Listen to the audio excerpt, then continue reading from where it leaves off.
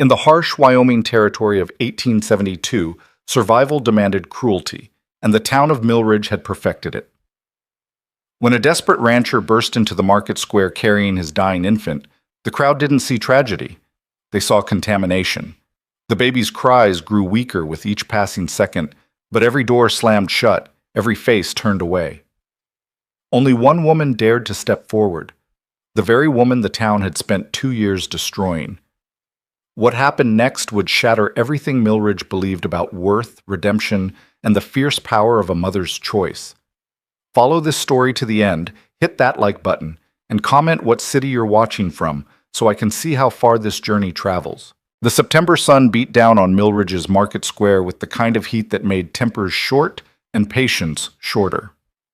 Clara Whitmore stood behind her bread table in the same spot she'd occupied every Tuesday and Friday for the past 2 years, the corner furthest from the town well, where the dust was thickest and the foot traffic thinnest. Her position wasn't accidental. It was assigned, unspoken, but absolute, the way everything in her life had become since the day she'd buried her newborn son and watched her husband walk into the mountains, never to return. At 32, Clara carried weight the frontier didn't forgive. Soft curves in a world that demanded hardness, flesh where bone should show. Her brown hair, streaked with premature gray, hung in a thick braid down her back. Her dress, faded calico mended so many times the original pattern had become a ghost, strained across her chest and hips. She'd learned to make herself small despite her size, to occupy space without claiming it, to exist without demanding existence. 2 loaves, Mrs. Hutchinson said without looking at Clara's face, dropping coins on the weathered wood. The banker's wife didn't wait for change, didn't acknowledge Clara's quiet, "Thank you, ma'am." She simply gathered her bread and moved away, as if proximity itself carried risk. Clara swept the coins into her apron pocket and resumed her stillness. Around her, the market thrummed with life she wasn't permitted to join. Martha Sullivan laughed with the fabric merchant, her hands gesturing as she described her daughter's upcoming wedding. Thomas Green haggled good-naturedly with the blacksmith over horseshoes, their voices carrying the easy confidence of men whose reputations remained intact. Children darted between stalls, their shrieks of play piercing the afternoon haze. Clara existed in the spaces between these moments, in the silence that followed laughter when someone noticed her listening, in the careful paths people carved to avoid standing too close. Invisibility had become her armor, silence her only protection. She'd learned the rules of her exile through painful repetition. Don't speak first. Don't meet eyes. Don't smile. It implies presumption of welcome. Keep your hands busy, your head down, your presence forgettable. Above all, don't remind them of what you lost, what you failed to keep, what your body promised and couldn't deliver. The boarding house where she rented a single room took most of what she earned. Mrs. Griswold, the landlady, charged Clara twice what she charged other tenants, a penalty for being the kind of woman who might drive away respectable boarders. The remaining coins bought flour, yeast, salt, and the small luxuries that made survival bearable, a bit of honey when the bees had been generous, an apple when the harvest came in, a scrap of ribbon she'd hidden in her drawer and never worn. Clara had been married once, briefly, to a man who'd seen her softness as promise rather than failing. Robert Whitmore had courted her with quiet determination, unbothered by the whispers that questioned why any man would choose a woman of her size. They'd built a small life together, a cabin on borrowed land, hope for children, plans that felt solid enough to withstand frontier harshness. Then came the pregnancy, difficult from the start. Clara's body, which the town had already deemed excessive, swelled to proportions that drew stares even from women who should have understood. The midwife clicked her tongue at every visit, muttering about complications, about women who weren't built for bearing.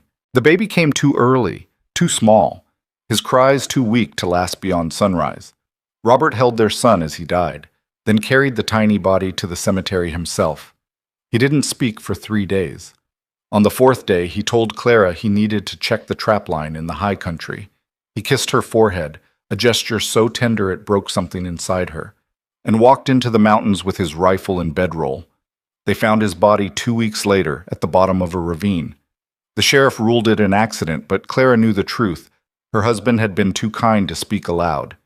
He couldn't bear to look at her anymore, couldn't bear the weight of their shared failure, couldn't bear to keep pretending their life together still held any promise. The town's sympathy lasted exactly as long as the funeral. After that came the whispers, the sideways glances, the slow, methodical exclusion that taught Clara her place. Women who'd once invited her to quilting circles suddenly had no room at their tables. Men who'd tipped their hats now looked past her as if she were fog. Children learned from their parents' averted eyes that Clara Whitmore was someone to ignore, someone whose very presence carried the taint of tragedy. But Clara survived. She learned to bake bread with flour she couldn't afford to waste, to coax yeast to life in a boarding house room with no proper kitchen, to produce loaves crusty and rich enough that even those who despised her would buy them. Bread didn't require conversation. Bread didn't judge. Bread was transaction without relationship, and transaction was all Clara had left. She was arranging her remaining loaves when the commotion started. At first it was just a ripple, voices rising at the far end of the square, people turning to look. Then the ripple became a wave, bodies pressing back, creating space around something Clara couldn't yet see. The market's cheerful chaos died into uneasy murmuring. A man stumbled into the square, and even from a distance Clara could see his desperation. He was tall, broad-shouldered, wearing a rancher's rough clothing, canvas pants stained with dirt, and worse, a shirt that might have been blue once but had faded to the color of old bruises. Dark hair fell across his forehead, matted with sweat. His face, weathered by sun and wind, carried the kind of exhaustion that went beyond lack of sleep into something closer to spiritual depletion. In his arms, wrapped in a blanket that had once been white, was an infant. The baby's cries cut through the afternoon like broken glass, thin, desperate sounds that spoke of suffering Clara recognized from the single night she'd held her own son. These weren't the lusty wails of a healthy child demanding attention. These were the sounds of a life slipping away. Please. The man's voice cracked as he turned in the center of the square, his eyes searching the crowd that had instinctively recoiled. Please, someone. She needs milk. She needs a wet nurse. She's dying. Silence answered him. Not the peaceful silence of a moment's pause, but the deliberate silence of people choosing not to respond. Clara watched as the man, she didn't know his name, had never seen him before, turned to face the group of women clustered near the fabric merchant's stall. Martha Sullivan stood among them, her expression frozen somewhere between pity and disgust. Mrs. Sullivan? His voice held naked pleading. Please. I know you're nursing your youngest. I can pay. Martha's husband stepped forward, placing himself between the rancher and his wife. Move along, Cole. You're not welcome here. Cole. The name triggered recognition, even in Clara. Evan Cole, the rancher from the High Valley, the man whose wife had died birthing this very child 3 weeks ago. The man the town whispered about in tones usually reserved for discussing criminals or madmen. I'm not asking for charity, Evan continued, his voice rising with desperation that made several people step back. I have money. He shifted the baby, fumbling in his pocket with one hand while trying to support her weight with the other. Coins spilled onto the dirt. I can pay whatever you want.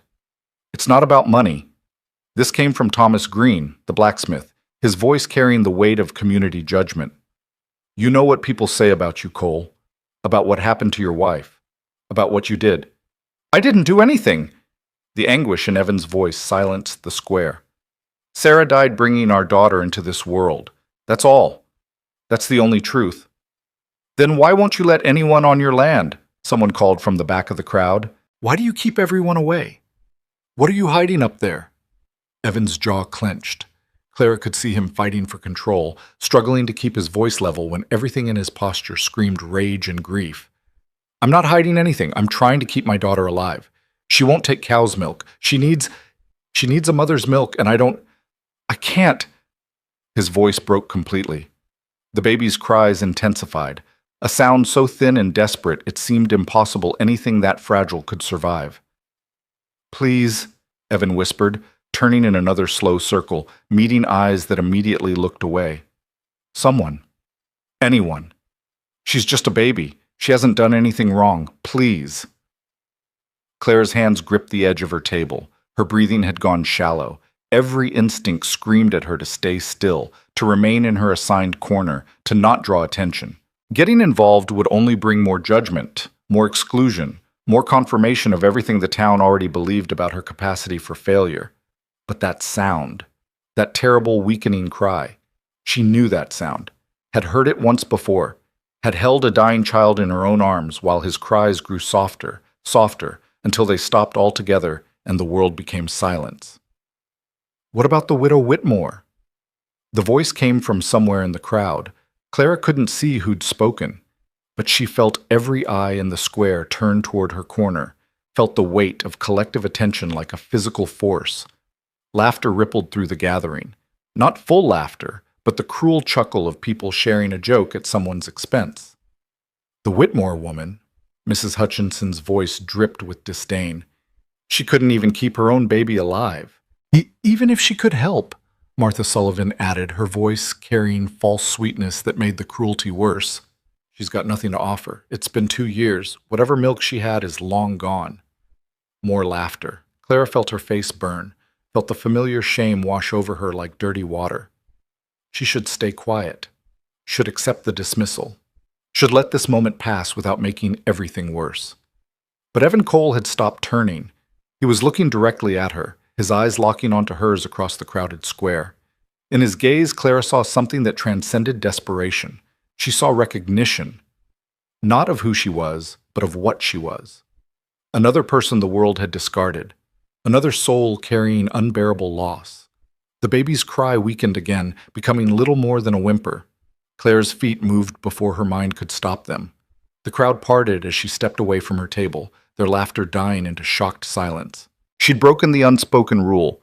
She'd claimed space, demanded to be seen, inserted herself into a moment where her presence wasn't wanted or warranted.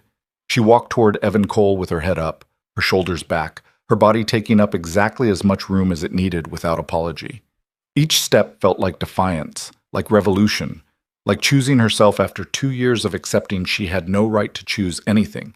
When she reached him, she stopped, close enough to see the red veins in his eyes, the stubble darkening his jaw, the tremble in his arms from holding his daughter for what must have been hours. "Let me see her," Clara said quietly. Evan's breath caught. "You can help? You have... I don't know." Clara's honesty felt like the only gift she could offer. "I don't know if I can help. I don't know if I have anything left to give. But I'm willing to try. That's all I'm asking." His voice broke on the last word. "Just try, please, just try." He shifted the blanket, revealing the infant's face for the first time. She was impossibly tiny, her skin carrying a grayish tint that spoke of starvation and struggle. Dark hair, wispy and sparse, framed a face that would have been beautiful if it weren't contorted with suffering. Her eyes, when they flickered open for a moment, were the deep blue of new life not yet decided on its final color. Her lips moved weakly, searching for sustenance that hadn't come. Clara's body responded before her mind caught up. Deep in her chest, she felt a sensation she hadn't experienced in 2 years, a tingling warmth, a sense of fullness, of purpose. Her breasts, which had dried up in the weeks after her son's death, suddenly felt heavy, tender, alive. "Where can we go?" Clara asked, her voice steady despite the chaos of sensation flooding through her. "Somewhere quiet, somewhere private. I have a room at the boarding house," Evan said quickly. "I was going to head back to the ranch today, but I can—" "No." Clara shook her head. "Mrs. Griswold would never allow me in a male boarder's room. We'll go to mine. It's not much, but it's private." "She'll charge you," Mrs. Hutchinson called out, her voice sharp. "You know Griswold will charge you extra for bringing a man to your room." Clara turned, meeting the banker's wife's eyes directly for the first time in 2 years. "Then she'll charge me. Some things are worth the cost." The walk to the boarding house took less than 5 minutes, but felt like crossing continents. Behind them, the market erupted into renewed gossip. Clara could hear the voices rising, the speculation beginning, the story being shaped into something ugly before it had even finished unfolding. She didn't look back. Mrs. Griswold waited at the boarding house entrance, her arms crossed, her expression promising trouble. She was a narrow woman in every sense, narrow body, narrow mind, narrow capacity for human kindness. I don't allow men in my female tenants' rooms, she announced before they'd even reached the steps. You know the rules, Clara. This is a respectable establishment. The baby is dying, Clara said simply. We need privacy. I'll pay whatever extra you require. Mrs. Griswold's eyes narrowed further, calculating. $5. The amount was obscene, more than a week's earnings from bread sales. Clara heard Evan's sharp intake of breath beside her. I'll pay it, he said, reaching for his pocket. No. Clara kept her eyes on the landlady. I'll pay it. This is my choice. My responsibility. She pulled the pouch from her apron, counted out coins that represented food she wouldn't buy, security she wouldn't have. Mrs. Griswold snatched them with the efficiency of someone who'd spent a lifetime profiting from others' desperation. 1 hour, the landlady said. After that, I charge by the half hour. Clara didn't respond. She simply turned and led Evan up the narrow stairs to the second floor, down the hallway to the very last door. Her door. Her 8x10 world of survival. The room was exactly as she'd left it that morning. A narrow bed pushed against one wall, its quilt her own work, patches of fabric salvaged from dresses she'd worn in better days. A small table held her mixing bowl, her wooden spoon, the jar where she kept her sourdough starter alive. A single window, curtainless, looked out onto the alley where nothing ever happened. A washstand, a chamber pot, a trunk containing everything she owned. Clara closed the door behind them, shutting out the world in its judgment. Evan stood in the center of the room, still holding his daughter, looking lost in a way that went beyond physical displacement. I don't know what to do, he whispered. I don't know how to help her. I've tried everything. Cow's milk, goat's milk, sugar water. Nothing works. She just keeps getting weaker. And I can't lose her. I can't. She's all I have left of Sarah. She's all I have left of anything good. Clara moved to the bed, settling herself against the headboard. Her hands trembled as she began unbuttoning the front of her dress. Bring her here. Evan approached like a man walking on ice, each step careful, reverent. He knelt beside the bed, easing the baby into Clara's outstretched arms. The weight of her was nothing, 4 pounds, maybe less. Clara could feel every tiny bone, every desperate breath. The baby's eyes opened, focusing on Clara's face with the kind of intensity that seemed impossible from something so fragile. Hello, little one, Clara whispered, her voice catching. Let's see if we can help each other. She adjusted her dress, exposing her breast. The tingling sensation had grown stronger, accompanied now by actual wetness. Milk. After 2 years of drought, her body was producing milk. The baby turned her head, searching with instinct older than thought. Clara guided her, positioned her, waited for the latch that might never come. For a long moment, nothing happened. The baby's mouth opened and closed against Clara's skin, weak movements that accomplished nothing. Clara felt despair rising. Of course this wouldn't work. Of course her body would fail again. Of course she'd offered hope she couldn't deliver. Then the latch came. The baby's mouth sealed around Clara's nipple with sudden desperate strength. The pull was sharp, almost painful after so long. But Clara didn't flinch. She felt the milk let down, a sensation like nothing else, like opening a door that had been locked for years. The baby drank. Evan made a sound, half sob, half laugh, and buried his face against the mattress. His shoulders shook with the force of relief too powerful to contain. Clara kept her eyes on the infant in her arms, watching color slowly return to gray skin, watching the frantic desperation ease into focused purpose. The baby's eyes drifted closed. Her tiny hand, which had been clenched tight, relaxed against Clara's breast. Minutes passed.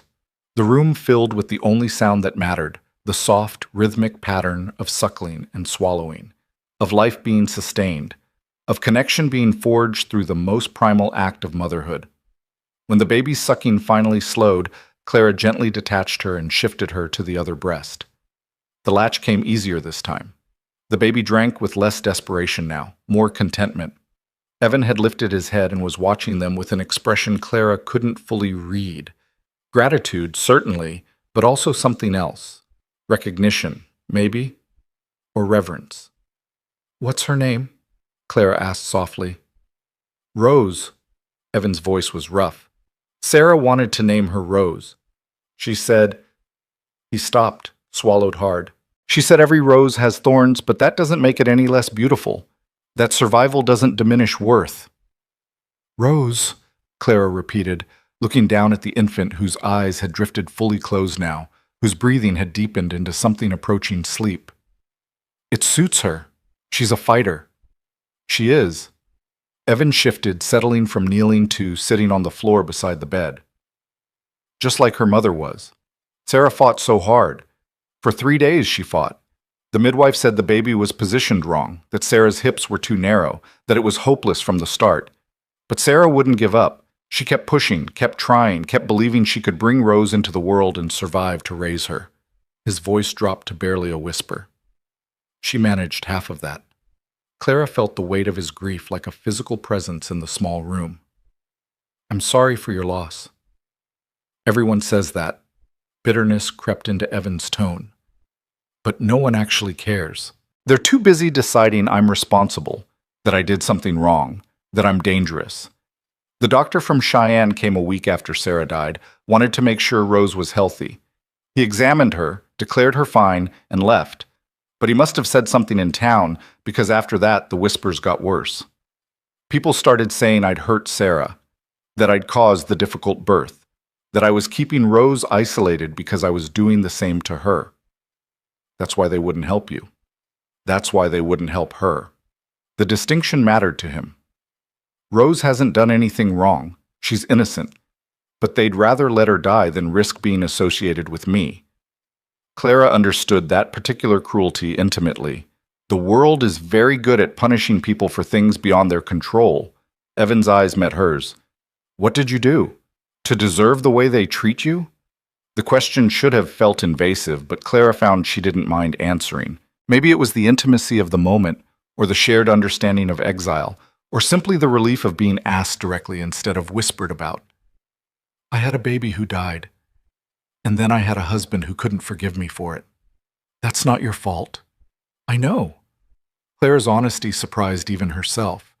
But knowing something logically doesn't change how the world treats you. The town decided I was cursed, that my body was wrong, that I was someone to avoid. And once that judgment is passed, nothing you do can overturn it. You just learn to survive within its boundaries. Is that what you've been doing? Surviving?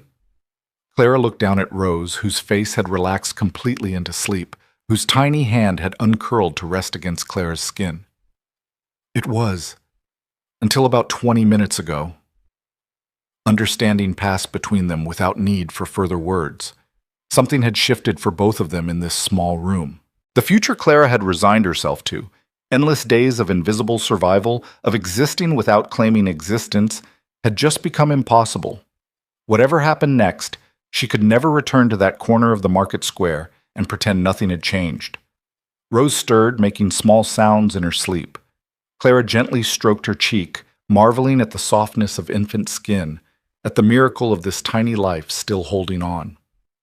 She'll need to eat again soon, Clara said quietly. Newborns eat every few hours, and she's so small she'll probably need to eat more frequently than that. Evan's face fell. I have to get back to the ranch. I've got livestock, fences down, 1,000 things that can't wait. I was going to head back today, try to find someone, anyone, who would help. But there's no one within 50 miles who'd be willing. I've already tried. Silence stretched between them, heavy with implications neither wanted to voice. Finally, Clara spoke the truth they'd both been avoiding. She'll die if she doesn't eat regularly. If you take her back to the ranch without... She couldn't finish the sentence. I know. Evan's voice was hollow. I know, but what choice do I have? I can't stay in town. I've got responsibilities. And I can't ask you to. I mean, you've already done more than I had any right to expect. You've given us this chance. I can't ask for more. You're not asking, Clara said softly.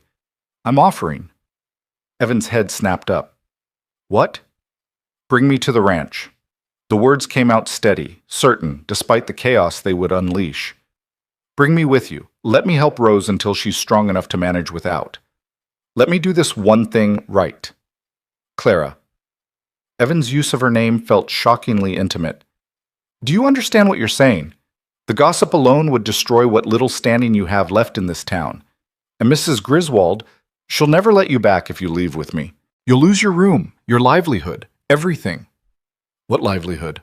Clara's laugh held no humor. Selling bread to people who can't stand to look at me? Living in a room that costs me everything I earn? Existing in a town that's made it clear I'm only tolerated, never welcomed? That's not a life worth protecting. But if this doesn't work, if Rose doesn't make it anyway, you'll have given up everything for nothing. Clara met his eyes directly. And if I don't try, I'll spend the rest of my life knowing I let another baby die because I was too afraid to risk my own comfort. I can't do that again, Evan. I can't carry that weight twice. Rose chose that moment to wake, her mouth immediately searching for Clara's breast again. Clara adjusted her dress, helped her latch, watched her drink with the same desperate intensity as before. How long would you need? Evan asked quietly. How long before we'd know if she can survive? A month, maybe. Clara tried to calculate based on knowledge she'd gathered from other women, from conversations she'd been excluded from but had overheard. Long enough to get her weight up, to make sure she can tolerate milk, to see if she can thrive. After that, you could probably transition her to cow's milk mixed with other things. There are formulas, ways to make it work. A month. Evan processed this, his expression cycling through hope, fear, calculation. I can manage a month. I can hire someone to help with the heavy work, or let things slide that can wait. But Clara, are you sure? Are you absolutely certain you want to do this? Clara thought about the market square, about her corner table, about 2 years of careful invisibility. She thought about Mrs. Griswold's narrow face, about the boarding house room that had become both shelter and prison. She thought about the loaves of bread she'd bake and sell to people who'd never invite her to their tables. Then she looked at Rose, whose eyes had opened and were fixed on her face with absolute trust, and she knew the only answer possible. I'm certain. Evan nodded slowly, his jaw tightening with emotion he was working hard to control. Then we'll go tomorrow morning, first light. I'll pay Mrs. Griswold whatever she demands for your lost rent. I'll hire a wagon to get us back to the ranch, and I'll pay you whatever you think is fair for— No. Clara's interruption was gentle but firm. This isn't about money. You have to eat. You have to have something when this is over. Then pay me room and board, nothing more. Clara shifted Rose to her shoulder, gently patting her back until a tiny burp emerged. I'm not doing this as hired help. I'm doing this because it's the right thing to do, because Rose deserves a chance, because I can give her one. Evan stood, his movements slow, almost reverent. He reached out, his calloused hand hovering near Rose's head, then settling gently on her wispy hair. Thank you, he whispered. I don't have better words. I don't know how to express— Thank you. Clara nodded, not trusting her voice. They stayed like that for another hour, Clara feeding Rose twice more, Evan sitting on the floor beside the bed, both of them silent except for the occasional murmured observation. Outside, the sun began its descent, painting the alley in amber light. In the boarding house, footsteps and voices created the soundtrack of other people's lives continuing. When Mrs. Griswold's sharp knock finally came at the door, Clara was ready. Time's up, the landlady called. Unless you've got another $5. Clara called Rose, who'd fallen into deep sleep, warm and milk-drunk against her chest. She buttoned her dress carefully, then looked at Evan. Tomorrow morning, first light. First light, he confirmed, taking Rose gently into his arms. The baby barely stirred, content in a way she hadn't been when he'd first carried her into the market square. At the door, Evan paused. Whatever happens next, Clara, whatever people say or do, you should know this. You saved her life today. You gave us both a future we didn't have 6 hours ago. That matters. That will always matter, regardless of what comes after. Clara watched him descend the stairs, Rose secure in his arms, moving with the careful determination of a man carrying something infinitely precious. Mrs. Griswold stood at the bottom, her expression sour but silent. She'd been paid, and that was all that mattered to her.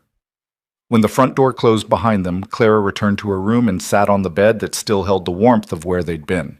Her body felt strange, alert, alive, purposeful in ways she'd forgotten were possible. Her breasts ached with fullness, with the knowledge that they'd successfully fed a starving infant, that they'd proven themselves capable after 2 years of being branded as failures. She stood and walked to the window, looking out at the alley where shadows were lengthening. Tomorrow, she'd pack everything she owned into a single trunk. Tomorrow, she'd walk out of this boarding house and this town without looking back. Tomorrow, she'd begin a journey that might end in failure or might end in something she didn't yet have words to name. But tonight, Clara Whitmore sat in her small room and felt something she hadn't felt since the day she'd buried her son. Hope. The first pale light of dawn found Clara already awake, sitting on the edge of her bed with her trunk open before her. She'd spent the night in restless half-sleep, her body responding to phantom cries, her breasts letting down milk for a baby who wasn't there. The sensation was both foreign and achingly familiar, as if her body remembered what her mind had tried to forget. She packed methodically, folding each item with care despite knowing most wouldn't survive the journey in pristine condition. Her 3 dresses, the calico she'd worn yesterday, a dark wool for winter, and a faded cotton she used for baking. Her spare apron, her nightgown, the quilt from her bed. The ribbon she'd hidden in her drawer, still never worn. Her mixing bowl and wooden spoon, the sourdough starter sealed carefully in its jar, wrapped in cloth to prevent breaking. A hairbrush with missing bristles. The small Bible that had been her mother's, though Clara hadn't opened it in years. At the bottom of the trunk, wrapped in her wedding dress that she couldn't bear to sell or wear, was the tiny gown she'd sewn for her son, the only thing of his that remained. She left the gown where it was, buried beneath fabric and memory. By the time the boarding house began to stir with morning sounds, Clara had washed, dressed in her sturdiest clothes, and braided her hair with fingers that barely trembled. She stood at the window watching the sky lighten from black to deep blue, to the particular shade of gray that promised a clear autumn day. Hoofbeats on the street below brought her to attention. Through the window, she saw Evan pulling a wagon to a stop in front of the boarding house. The wagon was rough but sturdy, its bed filled with hay to cushion the journey. Rose lay in a wooden box that had been padded with blankets, creating a makeshift bassinet secured to prevent sliding. Clara picked up her trunk, lighter than it should be for a life's possessions, and headed downstairs before Mrs. Griswold could emerge to complicate the departure with demands for additional payment. But the landlady was already waiting in the hallway, her arms crossed, her expression calculating. "Leaving without notice, Clara? That's a breach of our agreement. I'll need 2 weeks' rent to cover the inconvenience." "Our agreement was week to week," Clara said quietly. "I paid through yesterday." "The agreement was also that you'd maintain the respectability of my establishment. Running off with a man in the middle of the night—" "It's dawn," Clara interrupted, her voice still quiet but carrying an edge it never had before. "And I'm not running off with anyone. I'm accepting employment as a wet nurse for an infant who would otherwise die. Unless you're suggesting I should let a baby starve to preserve your establishment's reputation?" Mrs. Griswold's mouth thinned. "That baby's father is a desperate man trying to save his daughter's life." Clara shifted the trunk's weight in her arms. "Now, if you'll excuse me, I have a wagon waiting." She moved past the landlady without waiting for permission, down the narrow stairs through the front door that had marked the boundary of her small world for 2 years. The morning air hit her face, cool and sharp, carrying the scent of wood smoke and dust and possibility. Evan was waiting beside the wagon, his hat in his hands, exhaustion evident in every line of his body. He'd clearly been awake all night as well. His eyes were red-rimmed, his jaw shadowed with 2 days' growth of beard. But when he saw Clara emerge, something in his expression lightened. "You came," he said, as if he'd genuinely doubted she would. "I said I would." Clara moved to the wagon, peering into the box where Rose slept. The baby's color was better than yesterday, her breathing deeper. She'd survived the night, which felt like its own small miracle. Evan took Clara's trunk, lifting it easily into the wagon bed. "She woke twice, cried for about 20 minutes each time. I tried the sugar water again, but she wouldn't take it. I thought—" His voice caught. "I thought maybe yesterday was a fluke, that maybe it wouldn't work again, that I'd made you give up everything for nothing." "But you came anyway," Clara observed. "I had to try." He secured the trunk with rope. Even if there was only a chance, I had to give her that chance. Clara climbed into the wagon seat, settling her skirts around her. Evan swung up beside her, taking the reins with the practiced ease of someone who'd spent his life working with horses. The wagon lurched forward, wheels creaking, and Clara felt the last thread connecting her to Millridge stretch and then snap cleanly. They rode in silence through the awakening town. A few early risers saw them pass. Old Mr. Henderson opening his shop, the baker's apprentice carrying wood for the ovens, Martha Sullivan emptying a wash basin from her porch. Each face registered recognition, then shock, then the kind of knowing disapproval that would fuel gossip for weeks. Clara kept her eyes forward. Let them talk. Let them spin whatever stories made them feel superior. She was beyond their judgment now, beyond the careful dance of trying to earn back respect she'd never be granted. The freedom of it was dizzying. They cleared the last buildings of Millridge and headed into open country. The road to Evans Ranch cut through rolling grassland dotted with pine and aspen, climbing gradually into foothills that would eventually meet the true mountains. The morning sun broke over the eastern horizon, painting everything in shades of amber and rose gold. Rose woke as the wagon hit a particularly rough patch of road, her cries immediate and insistent. Clara reached back, lifting her from the bassinet with care. Even after just one day, the weight of her felt familiar in Clara's arms, the shape of her body already memorized. "Can you manage while I'm driving?" Evan asked, keeping his eyes on the road, but his voice tight with concern. "I've done harder things," Clara said, though in truth she wasn't certain. She settled Rose against her chest, managing to unbutton her dress one-handed while the wagon jostled over ruts and stones.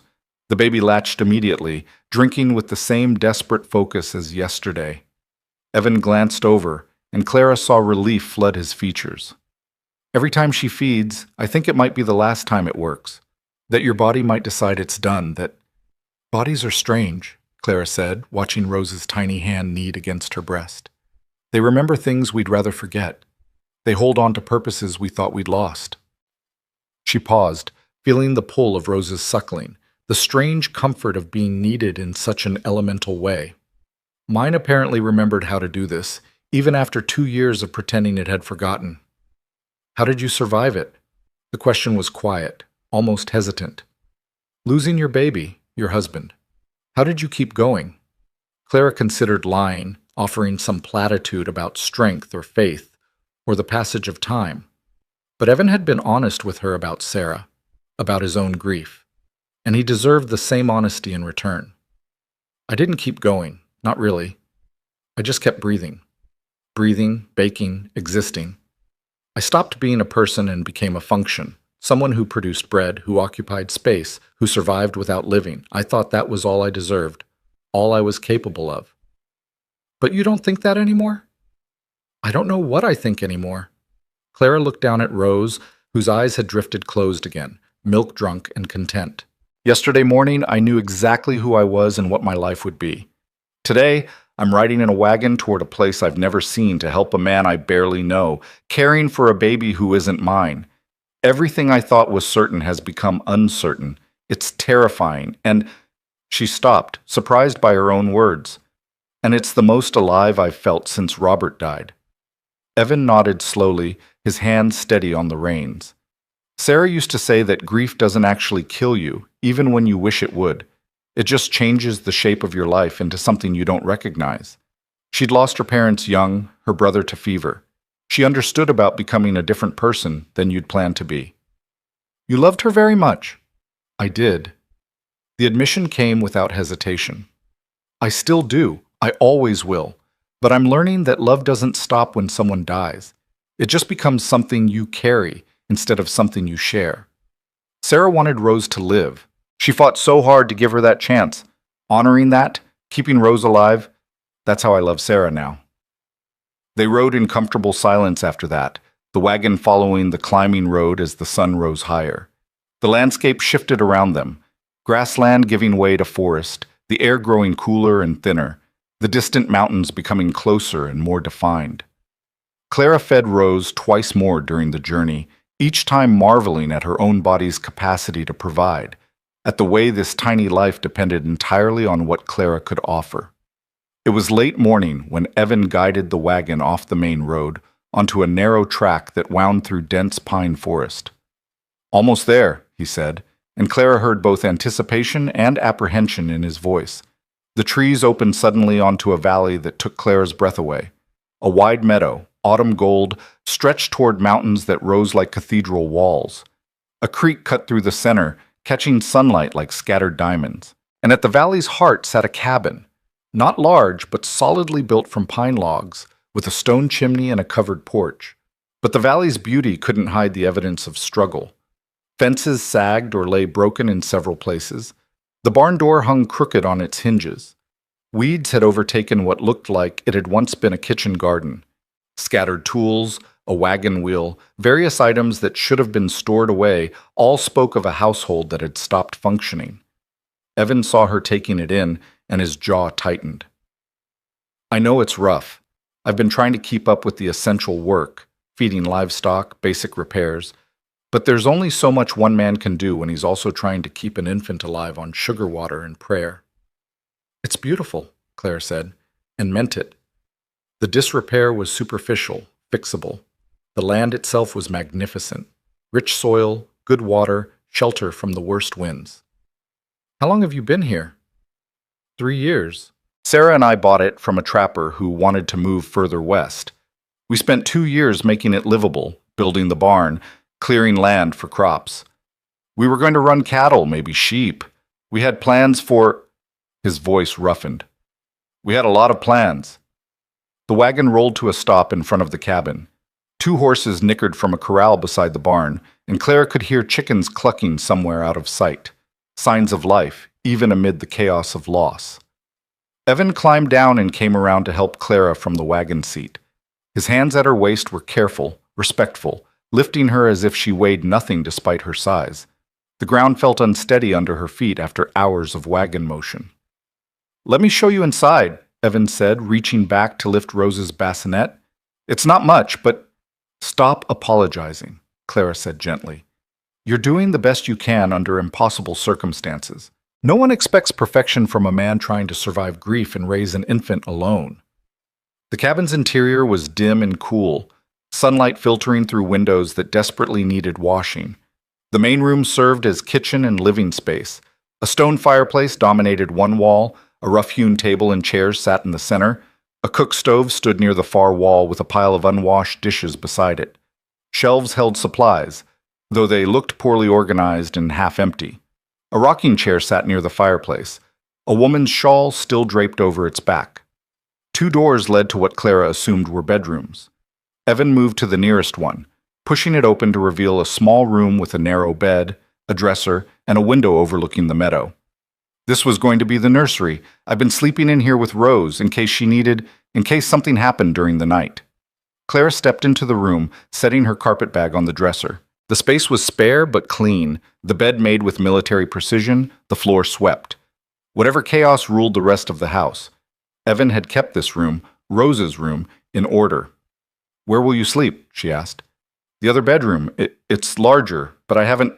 He stopped, swallowed. That was the room Sarah and I shared. I haven't been able to go back in there. Not yet. Understanding passed between them without need for further explanation. Clara nodded. Then you'll stay there, and I'll stay here with Rose. That way I can feed her when she wakes without disturbing you. You need actual sleep, Evan. You're running on fumes. I can't ask you to take night duty. You need rest too. I'm waking anyway, Clara said truthfully. Her body was already attuned to Rose's schedule, her breasts waking her before the baby's cries even started. Let me do this. Let me help in the way that makes sense. Evan looked like he wanted to argue, but was too exhausted to manage it. All right, but if it becomes too much, you tell me. Deal? Deal. Rose chose that moment to wake, her cries starting soft and building to insistent demand. Clara lifted her from the bassinet, settling into the rocking chair that must have been Sarah's. The shawl still smelled faintly of lavender and some other scent Clara couldn't identify. The ghost of a woman who'd rocked in this chair while pregnant, dreaming of the child she'd soon hold. Clara fed Rose while Evan unloaded the wagon, his boots heavy on the porch, his movements visible through the window. She watched him work with the kind of tired determination that spoke of months of forcing himself to keep going. When he came back inside, she was burping Rose against her shoulder. I'll get you something to eat, Evan said, moving to the stove. It won't be fancy. I'm not much of a cook. I can cook, Clara offered. Once Rose is settled, I can... You're here to care for her, not to be my housekeeper. I'm here to help keep this household running so Rose has a chance to survive, Clara corrected. That means feeding her, yes, but it also means making sure you're eating properly, that the house doesn't fall apart around us, that we're all taking care of each other. You can't care for Rose if you're collapsing from exhaustion and malnutrition. Evan stared at her, something complicated moving across his face. When you put it that way. Besides, Clara added, settling Rose back in her bassinet as the baby drifted into sleep, I like cooking. It gives me something to do with my hands, something productive. She moved to the stove, surveying the available supplies with a practiced eye. Flour, cornmeal, dried beans, salt pork, a few sorry-looking potatoes, coffee that smelled stale. The larder of a man too busy surviving to think about proper meals. When was the last time you ate something that wasn't beans or hardtack? She asked. Evan had to think about it. I honestly don't remember. Clara began pulling ingredients together, her hands moving with the confidence of long practice. Then today you're getting real food. Go tend your animals. I'll call you when it's ready. For a moment she thought he might argue, but then he simply nodded, grabbed his hat, and headed outside. Through the window, Clara watched him walk to the barn with the gait of a man carrying weight that went beyond the physical. She worked efficiently, building a fire in the stove, mixing cornbread batter, setting beans to soak for tomorrow, frying salt pork until the cabin filled with savory smoke. The motions were meditative, familiar, grounding her in this strange new reality. Rose woke twice more while Clara cooked, each feeding becoming smoother, more natural. Clara found herself talking to the baby as she ate, her voice soft and continuous. Your papa is a good man, little Rose. He's tired and sad and carrying more than anyone should have to carry, but he's good. He loves you so much. Fought for you when the whole world said you weren't worth fighting for. She stroked Rose's downy hair. Your mama must have been something special too, to have a man love her this much even after she's gone.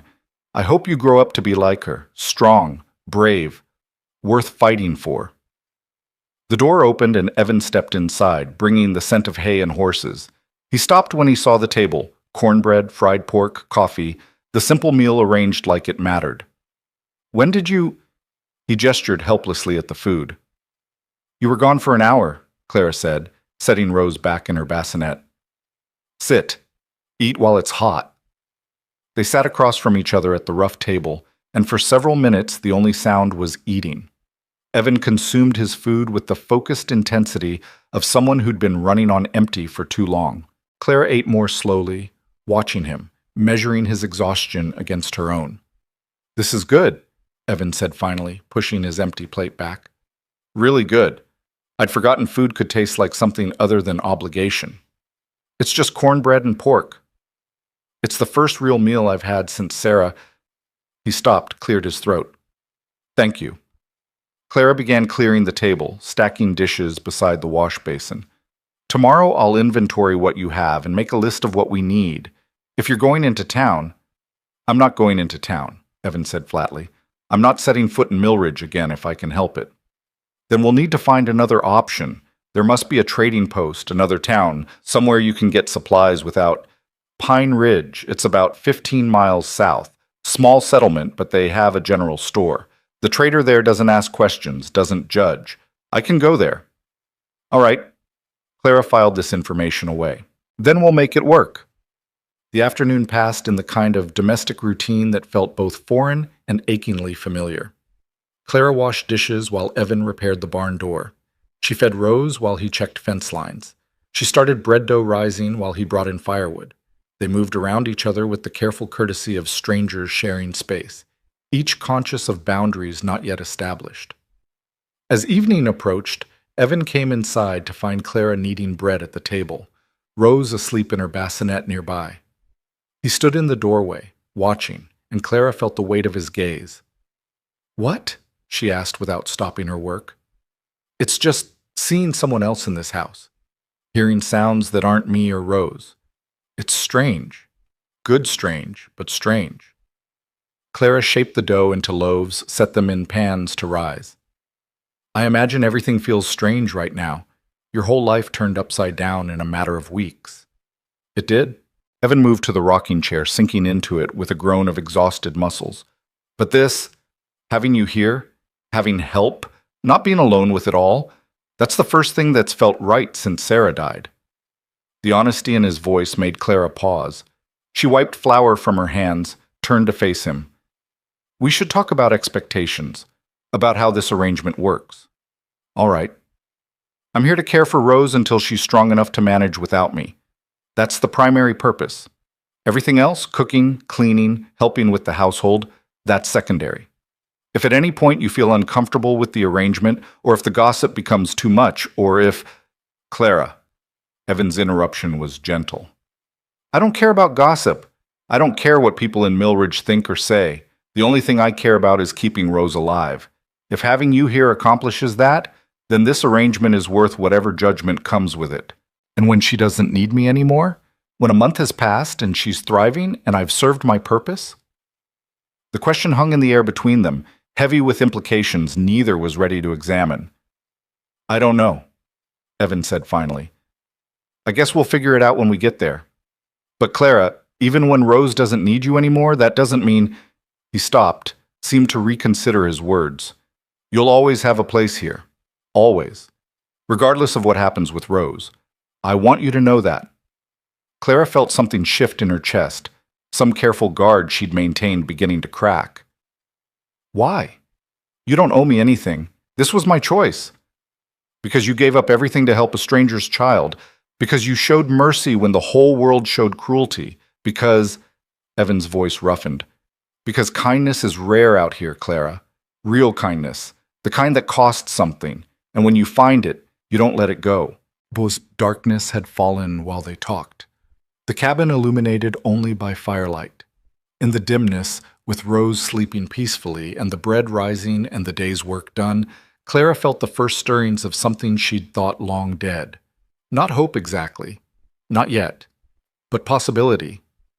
The thought of a future that extended beyond survival, beyond bread tables and corner invisibility, beyond the careful management of existing without living. I should get Rose ready for bed, Clara said softly, needing to move, to break the intensity of the moment. Evan nodded, pushing himself up from the rocking chair. And I should check the animals one more time. Make sure everything's secure for the night. He paused at the door, his hand on the frame. Clara, thank you. For being here. For giving us this chance. Thank you for letting me, she replied.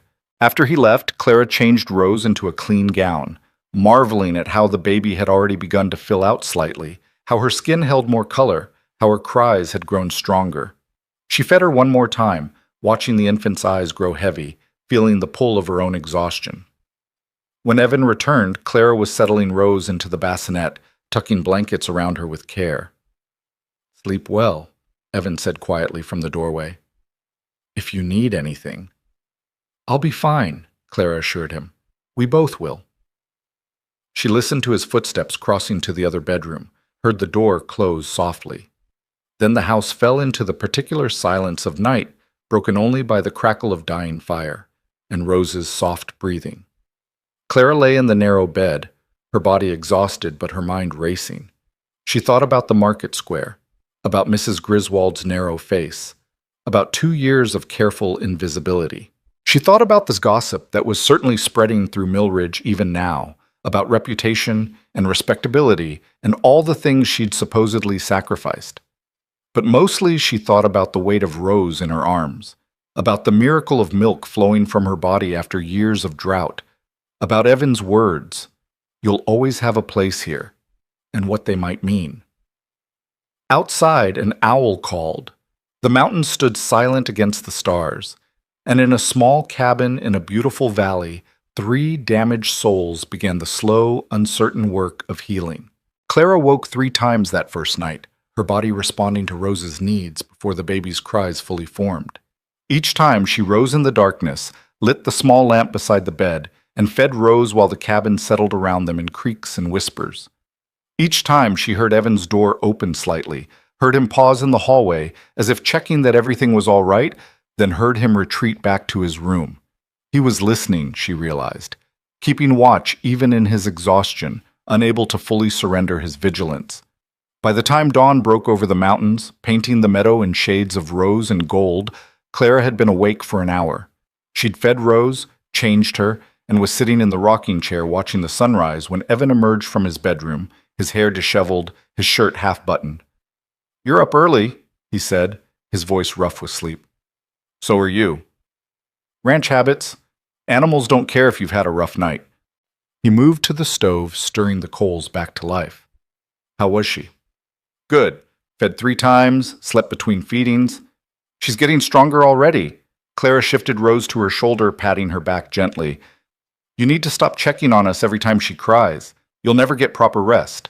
Evan paused in the act of adding wood to the stove. "You heard that?" The floorboards creak. "And you're not as quiet as you think you are." A slight smile crossed his face, the first genuine one Clara had seen. Sarah used to say the same thing, said I moved through the house like a bear trying to tiptoe. The mention of his wife came easier this morning, Clara noted. Less like touching an open wound, more like acknowledging a presence that lingered in corners and objects and the very air of the cabin. "Tell me about her," Clara said. "If you want to." Evan finished building the fire, then settled at the table with his coffee. For a long moment he was silent, his hands wrapped around the tin cup as if drawing warmth from it. When he finally spoke, his voice carried the careful quality of someone handling something precious. "She was small, barely came up to my shoulder. Dark hair, darker eyes, quick to laugh, and quicker to call out foolishness when she saw it. Her father had been a trader, taught her to read and figure numbers better than most men I knew. When I met her in Cheyenne, she was working as a clerk in a dry goods store, and I thought she was the most competent person I'd ever encountered." He paused, his thumb tracing the rim of his cup. "I knew within a week I wanted to marry her. Took me 3 months to work up the courage to ask." "What did she say?" "She said yes, but only if I promised we'd build something real together. Not her helping my dream, not me funding hers, but something we created equally. So we bought this land, built this cabin, planned this life as partners." His voice roughed. 17 months of marriage. That's all we got. 17 months of actual partnership before... He didn't finish, didn't need to. Clara rocked gently, feeling Rose's weight against her, her warmth, her absolute dependence. "She sounds remarkable." She was, and she would have loved Rose so much. Would have been such a good mother. Evan set down his cup with deliberate care. "Sometimes I'm angry at her for dying, for leaving me alone with this. Then I feel guilty for being angry, because she didn't choose it, didn't want it. It's complicated." "Grief usually is," Clara said quietly. "It's never just sadness. It's anger and guilt and relief and shame all tangled together until you can't tell where one feeling ends and another begins." Evan's eyes met hers across the dimly lit room. "You understand." "I do." They sat in the comfortable silence of shared understanding until Rose began to fuss, demanding attention that transcended past losses and present complications. Clara fed her while Evan headed out to tend the animals, and the day began its slow unfurling. The week that followed established rhythms that began to feel less like survival and more like actual living. Clara fed Rose every few hours, her body responding with increasing abundance, her milk coming in fuller and richer. The baby thrived visibly, her face filling out, her cries growing stronger, her periods of wakefulness extending. Clara found herself talking to Rose constantly, narrating her actions, singing half-remembered lullabies, filling the cabin with sound that felt like warmth. Between feedings, Clara worked. She scrubbed dishes that had accumulated for weeks, swept floors, washed windows until sunlight poured through clean glass. She inventoried the larder, making careful lists of what they needed and what could wait. She baked bread, cooked meals that actually required more than one pot, restored order to a household that had been running on chaos and desperation. Evan worked from dawn until dusk, repairing fences, tending livestock, catching up on months of deferred maintenance. But he came inside for meals now, sat at the table Clara had begun to set with care, ate food that nourished rather than simply sustained. He began to look less gaunt, less haunted, though the grief still shadowed his eyes. They developed patterns of coexistence, learning each other's habits and boundaries. Evan rose first, started the fire, brought in fresh water from the creek. Clara made coffee, prepared breakfast, fed Rose while Evan ate. During the day, they worked in parallel orbits, occasionally intersecting when Clara needed something moved or Evan needed something mended. Evenings found them in the main room together, Clara sewing or working with bread dough, while Evan handled small repairs or simply sat in exhausted silence. They talked more than Clara had expected, conversations starting hesitantly and gradually finding comfort. Evan spoke about the ranch, about his plans for the land, about the difficulties of working alone. Clara spoke about her life before Robert, about learning to bake from her mother, about the simple pleasure of creating something with her own hands. They didn't speak much about their losses directly, but the understanding of shared grief underlay everything, a foundation that made honesty possible. On the fourth day, disaster arrived in the form of Mrs. Harriet Pemberton. Claire was hanging laundry on a line Evan had strung between two pines when she heard the wagon approaching. She turned, shielding her eyes against the midday sun, and felt her stomach drop. The woman climbing down from the wagon was dressed in expensive traveling clothes, her gray hair pinned in an elaborate style, her expression carrying the particular combination of determination and disapproval that marked certain kinds of church women. Behind her, two men climbed down, her sons, Clara guessed from the resemblance. Big men, both of them, with faces that suggested they weren't accustomed to hearing the word no. Evan emerged from the barn, his posture immediately defensive. "Mrs. Pemberton, what brings you all the way out here?" "Concern for a child's welfare," the woman replied, her voice carrying the crisp authority of someone used to being obeyed. "We heard disturbing reports from Millridge about your daughter's care, about the woman you've brought into your home." Clara felt the familiar shame begin to rise, the instinctive urge to make herself small, to apologize for existing. But then Rose's cry came from inside the cabin, and something in Clara hardened. She moved toward the door, intercepting Mrs. Pemberton's path. "The baby needs to be fed," Clara said evenly. "By you?" Mrs. Pemberton's gaze swept over Clara, taking in her size, her simple dress, her lack of obvious refinement. "I think not. We've come to take the child to proper care. There's a family in Pine Ridge, good Christian people, who've agreed to raise her. The wet nurse they've secured is respectable, married, of appropriate character." "Rose is staying here," Evan said, his voice carrying a warning edge. "With me. With us. Mr. Cole, be reasonable. You're a single man living in isolation with an unmarried woman of questionable reputation. This situation is inappropriate at best, dangerous at worst. The child deserves to live," Clara interrupted, surprising herself with the force in her voice, "which she wouldn't be doing if it weren't for the questionable woman standing in front of you. Every respectable person in Millridge turned their backs when she was dying. I was the only one who stepped forward, so you'll forgive me if I don't put much stock in your definition of appropriate character." Mrs. Pemberton's face flushed. "Your impertinence proves my point. No decent woman would speak to me in such a manner, and no decent man would allow his child to be raised in such an environment." "Then I guess I'm not a decent man," Evan said flatly. "Rose is my daughter. I decide what's best for her, and what's best is staying here with someone who's kept her alive when everyone else was content to let her die." "The law may see it differently." Mrs. Pemberton's voice took on a harder edge. "A judge might question a father's fitness when he's living in sin, when he's exposing an innocent child to moral corruption, when—" "We're not living in sin," Evan cut in. "Clara is my employee. She has her own room. Everything about this arrangement is proper." "Proper?" One of Mrs. Pemberton's sons laughed, the sound harsh. "A woman like her alone with you? Everyone knows what's really happening here." Clara felt the words hit like physical blows. Everyone knows. The old shame, the old judgment, repackaged and delivered with fresh cruelty. But then Evan stepped between Clara and the Pemberton men, his body a wall, his stance radiating barely controlled fury. "Say another word about her, and you'll leave this valley with fewer teeth than you arrived with." The air went taut with potential violence. Mrs. Pemberton's sons tensed, their hands moving toward their belts. Clara's heart hammered against her ribs, but she forced herself to stay still, to not show the fear that wanted to send her running. Mrs. Pemberton raised a hand, stopping her sons before things escalated.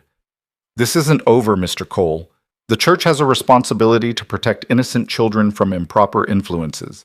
We will be consulting with authorities about your daughter's welfare. I suggest you reconsider your position before legal intervention becomes necessary. Get off my land, Evan said, his voice cold as mountain snow. Now. Mrs. Pemberton climbed back into her wagon with rigid dignity, her sons following with obvious reluctance. As the wagon pulled away, Clara heard her voice carrying back across the meadow. Mark my words, that child will not remain in that house of sin. We'll see to that. The wagon disappeared into the trees, dust settling in its wake. Evan stood motionless for a long moment, his hands clenched into fists, his breathing harsh. Evan, Clara said softly. He turned, and she saw fear in his face, raw, undisguised terror. They'll take her. They'll find some judge, some law, some way to take her from me, and I can't. They won't. Clara moved to him, reaching out to touch his arm before she could second-guess the gesture. We won't let them. How do we stop them? You heard her. They'll claim I'm unfit, that the situation is inappropriate, that Rose deserves better. And a judge might agree. Judges tend to side with church women over unmarried ranchers. Clara's mind raced, turning over possibilities, examining options from every angle. The same calculating mind that had learned to survive in Millridge, that had found ways to exist within impossible boundaries, now turned its focus to this new problem. Then we make the situation appropriate, she said slowly, the solution forming even as she spoke. We eliminate their ammunition. How? Clara met his eyes directly, her heart pounding, but her voice steady. We get married. The words hung in the air between them, enormous and impossible and absolutely logical. Evan stared at her. Clara, you can't be serious. Why not? They're coming after you because you're an unmarried man living with an unmarried woman. Take away that ammunition, and their case collapses. A married couple raising the man's daughter with the help of his wife? No judge would question that arrangement. But we barely know each other. We've been living under the same roof for less than a week, and He stopped, swallowed hard. Clara, I'm not asking you to sacrifice yourself on the altar of respectability. You've already given up too much. I'm not sacrificing anything, Clara said firmly. I'm making a choice, a strategic choice that benefits all of us. You get protection from people trying to take Rose. Rose gets to stay with her father, and I get... She paused, surprised by her own honesty. I get a place, a purpose, something more than corners and invisibility. It's not fair to you. Marriage should be about love, about choosing someone for who they are, not should be, Clara interrupted, but often isn't. How many marriages out here are strategic partnerships? How many people marry for land, for security, for survival? We'd at least be marrying for something good. For Rose. To protect a child and give her the family she deserves. Evan turned away, running his hands through his hair in a gesture of pure frustration. I can't ask this of you. You're not asking. I'm offering. But Clara, listen to me. Clara moved around to face him again. In the week I've been here, I've felt more useful, more alive, more like an actual person than I did in 2 years of carefully managed invisibility in Millridge. Rose needs me. You need help. And I need this. Need to matter. Need to be part of something bigger than my own survival. What about when Rose doesn't need you anymore? When she's thriving and you're tied to a marriage you entered out of necessity rather than choice? Clara considered this carefully, weighing her words. Then we'll figure it out. Maybe we become actual partners, building something real together. Maybe we remain friendly strangers sharing a household. Maybe we eventually go our separate ways. But right now, in this moment, marriage is the answer that keeps Rose safe and gives all of us a fighting chance.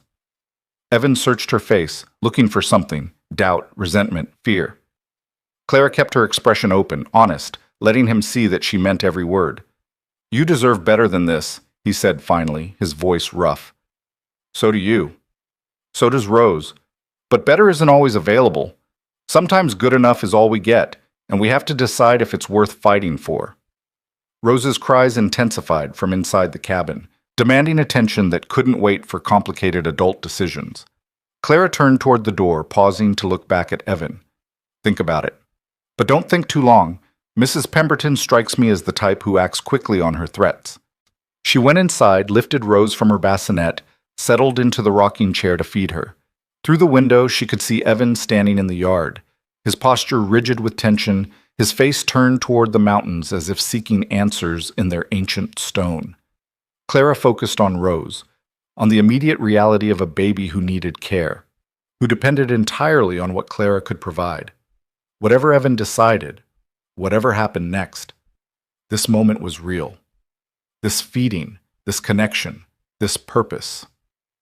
The door opened an hour later. Evan stepped inside. His expression settled into something approaching calm resolution. He crossed to where Clara still sat with Rose, now drowsing milk-drunk against her chest. "If we do this," he said without preamble, "we do it right. Not some quick ceremony for show.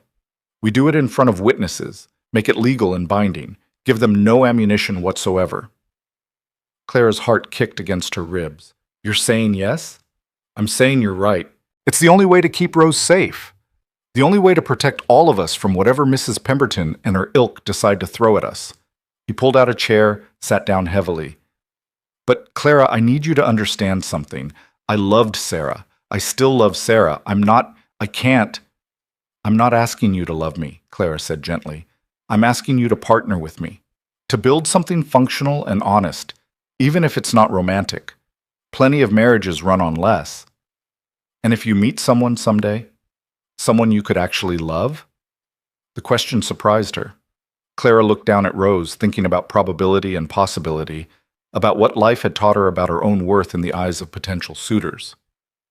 "I think we both know that's not particularly likely. I'm not the kind of woman men look at twice, Evan. I stopped believing in fairy tale endings a long time ago." "Don't say that," Evan said, his voice sharp. "Don't diminish yourself like that. Any man with eyes can see your—" He stopped, seeming to catch himself. "You're capable, strong, good. Those are worth more than any fairy tale." Clara felt warmth spread through her chest, unfamiliar and dangerous. She pushed it down, focusing on practical matters. "So we're agreed? We'll marry as soon as it can be arranged?" "We're agreed." Evan stood, moving to the window. "I'll ride to Pine Ridge tomorrow. Arrange for a circuit judge or a minister, whoever's available. We'll need witnesses. I can ask the Hendersons, the couple who run the trading post. They're decent people. They won't judge." "And Mrs. Pemberton?" "We'll invite her." Evan's voice carried grim satisfaction. "Make sure she sees exactly what she's failed to prevent. Show her that her threats accomplished nothing except pushing us into exactly the position she claimed to oppose." "That's playing with fire." "Maybe, but I'm tired of being pushed around by people who think their judgment gives them authority over my life. Over Rose's life, over yours." He turned back to face her. "We do this publicly. We make it clear and undeniable. We show them all that we're a family, legitimate in every way that matters."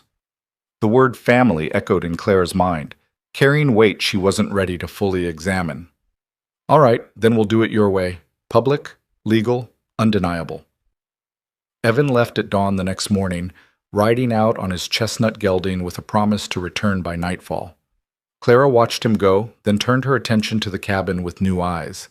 If this was going to be her home, truly her home, not just a temporary shelter, then it needed to reflect that reality.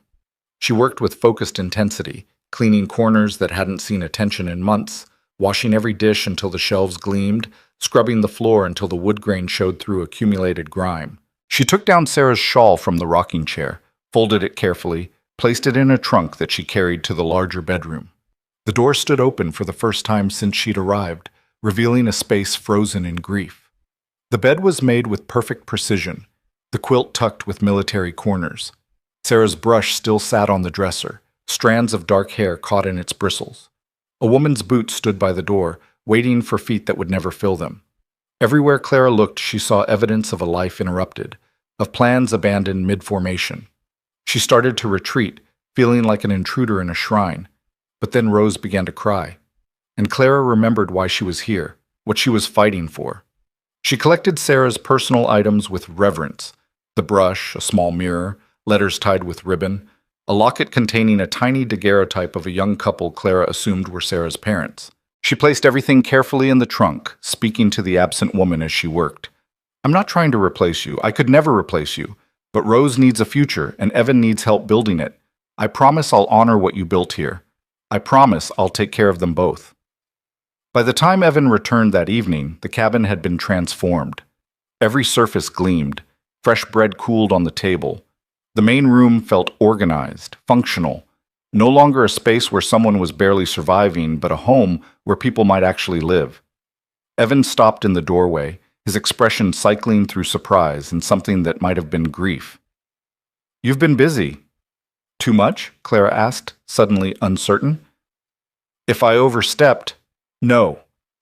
He shook his head, moving inside slowly, taking in the changes. "No, it's good. It's time." Sarah wouldn't have wanted the house to stay frozen like a tomb. She'd have wanted it to be useful, to serve the living. He paused by the rocking chair where Sarah's shawl had been. "Where did you—" "In the trunk, in your room, along with her other personal things. I thought you might want them kept together, kept safe." Evan nodded, his throat working. "Thank you for handling it with care." "Did you find someone?" Clara asked, needing to shift to safer ground. "Someone who can perform the ceremony?" "Judge Morrison. He's in Pine Ridge for another week, handling land disputes. He'll come out day after tomorrow, perform the ceremony, file the paperwork. I also talked to John Henderson at the trading post. He and his wife will stand as witnesses. They asked no questions, offered no judgment, just agreed to help." "And Mrs. Pemberton?" "I sent word with the judge, told her the date, the time, made it clear she's welcome to attend if she wishes to see exactly how inappropriate our household has become." Evan's voice carried dark humor. "Somehow, I doubt she'll take me up on the offer, but the invitation stands." Clara fed Rose while Evan ate the dinner she'd prepared, and they discussed logistics with the careful practicality of people planning a business arrangement rather than a wedding. Where would Clara sleep after the ceremony? They agreed she'd move into the larger bedroom, the one that had been Sarah's, while Evan would take the smaller room. What about household management? They'd continue as they had been, with Clara handling indoor work and Evan managing the land and livestock. What would they tell people about their relationship? The truth, mostly, that they'd married to provide stability for Rose and protection from those who'd use her welfare as excuse for interference. What they didn't discuss was what the marriage would actually mean beyond its legal and strategic functions. Whether they would share more than a household. Whether partnership might eventually become something deeper. Whether either of them wanted it to. Those questions hung in the air between them, unspoken but palpable, as the evening stretched toward night. 2 days later, Clara stood in the cabin's main room wearing the only dress she owned that wasn't completely faded. The dark wool she'd packed for winter, brushed clean and pressed as flat as she could manage. Her hair was braided and pinned, her hands scrubbed until they were raw. She looked nothing like a bride, felt nothing like someone about to embark on matrimony. But when Judge Morrison arrived with the Hendersons in tow, when Evan stood beside her in his cleanest shirt and nervously worked the brim of his hat between his hands, when Rose slept peacefully in her bassinet nearby, Clara felt something shift in her chest. This wasn't romance. This wasn't the future she'd once imagined, but it was real, and it was hers, and she was choosing it with open eyes. Judge Morrison was an older man with kind eyes and the weathered face of someone who'd spent decades witnessing frontier hardship. He spoke briefly about the seriousness of marriage, about the commitments being made, about the responsibilities being assumed. Then he asked the questions that would bind them. "Evan Cole, do you take Clara Whitmore to be your lawfully wedded wife, to have and to hold from this day forward?" "I do," Evan said, his voice steady. "Clara Whitmore, do you take Evan Cole to be your lawfully wedded husband, to have and to hold from this day forward?" Clara looked at Evan, at his tired eyes and honest face, at the man who'd fought for his daughter when the world said she wasn't worth fighting for. She thought about Rose, about the life they might build together, about the possibility of purpose beyond mere survival. "I do," she said clearly. "Then, by the authority vested in me by the territory of Wyoming, I pronounce you husband and wife." No kiss, no rings, no celebration, just the scratch of the judge's pen as he filled out the marriage certificate, the Hendersons' signatures as witnesses, the legal transformation of 3 separate people into something that resembled a family. After the judge and the Hendersons departed with promises to spread word of the legitimate marriage, Clara and Evan stood in the cabin that was now legally as much hers as his, bound together by words and law and desperate necessity. "Well," Evan said finally, "I suppose that's done." "I suppose it is." They looked at each other across the space that separated them, husband and wife, strangers and partners, two people who'd made an impossible choice and would now have to live with its consequences. Outside, the sun continued its arc toward the mountains. Rose slept. The world kept turning. And in a small cabin in a beautiful valley, a marriage born of crisis began its first uncertain hours. The first week of marriage passed in careful politeness, both of them navigating new boundaries with the caution of people walking on ice. Clara moved her belongings into the larger bedroom, unpacking her few possessions into drawers that still smelled faintly of lavender. She hung her dresses beside empty space where Sarah's clothes had been, her 3 simple garments looking sparse and inadequate in the generous closet. At night she lay in a bed that had belonged to another woman, staring at ceiling beams Sarah must have studied during sleepless nights, and wondered what kind of ghost she was becoming in a dead woman's life.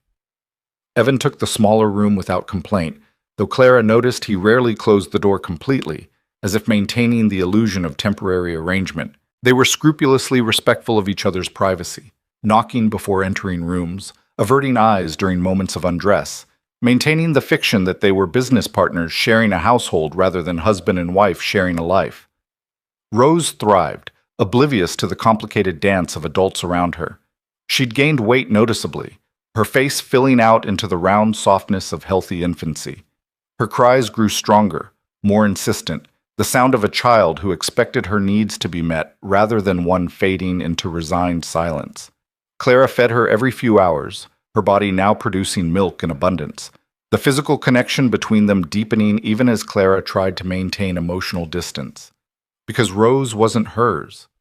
Clara reminded herself of this constantly, even as the baby's weight in her arms felt increasingly right, even as Rose's dark blue eyes seemed to recognize her and light with something approaching joy.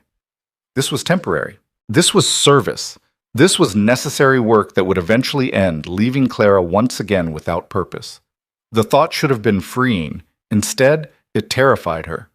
On the 8th day of their marriage, Clara was kneading bread dough when she heard unfamiliar voices outside.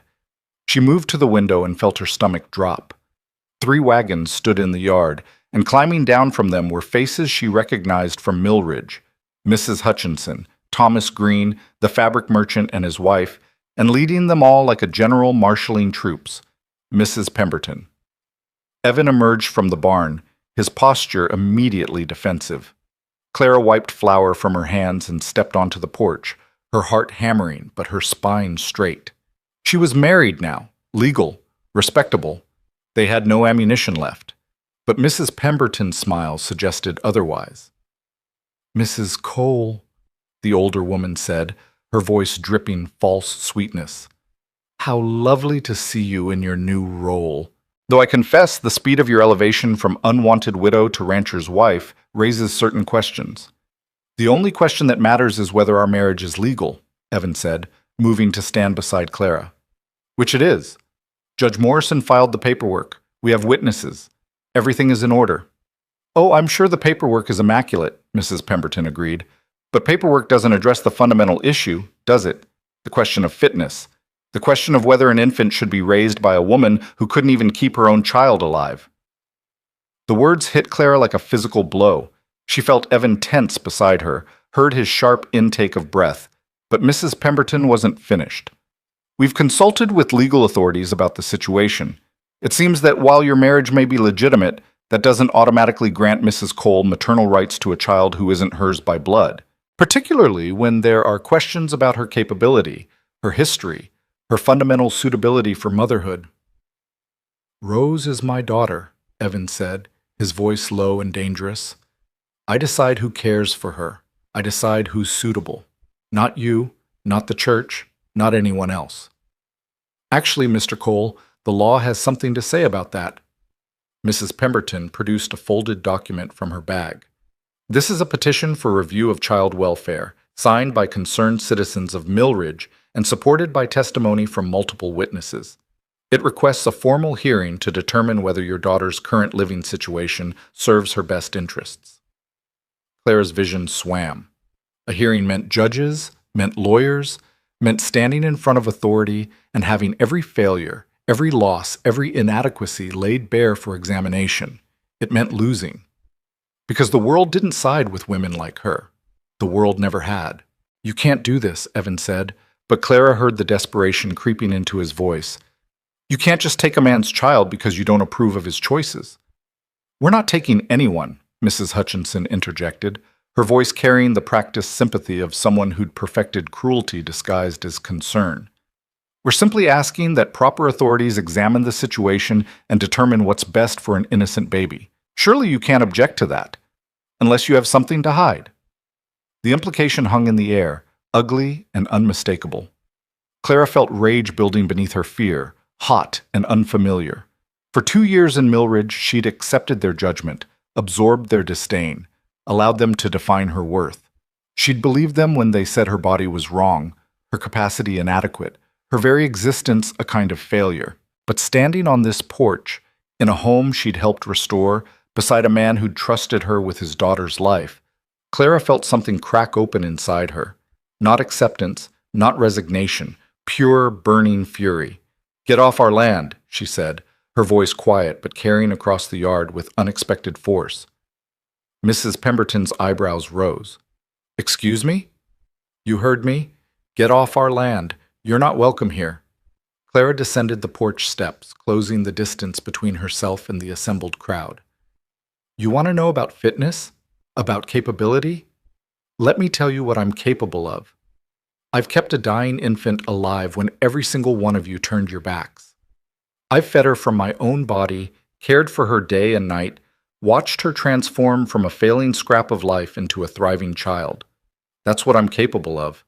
What are you capable of, Mrs. Pemberton? Besides persecuting people whose only crime is surviving loss?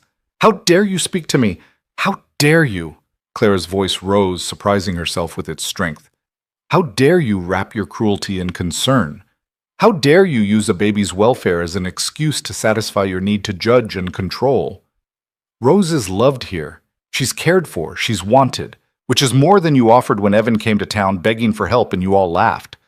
Mrs. Hutchinson stepped forward, her face flushed. "We're trying to protect that child from a woman who's proven she can't be trusted with an infant's life. Your son died, Clara, died while in your care. How can we trust you won't fail again?" The accusation landed like it was meant to, driving air from Clara's lungs. She felt Evan move beside her, heard him start to speak, but she raised a hand to stop him. This fight was hers. These wounds were hers.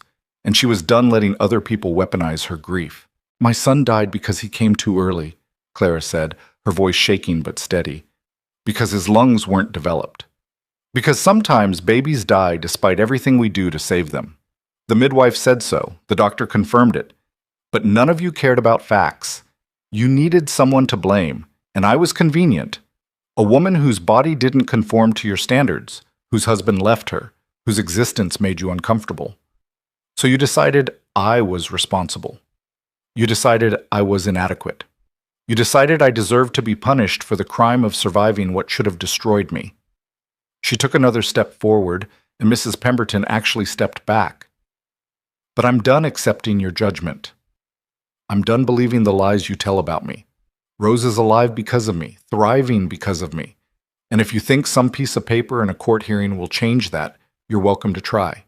But know this, I will fight you. I will stand in front of any judge you bring and tell the truth about what happened in Millridge, about how you let a baby suffer rather than accept help from someone you'd decided wasn't worthy, about how your respectability mattered more to you than a child's life. So go ahead, file your petition, demand your hearing, see what happens when your cruelty gets examined in the light."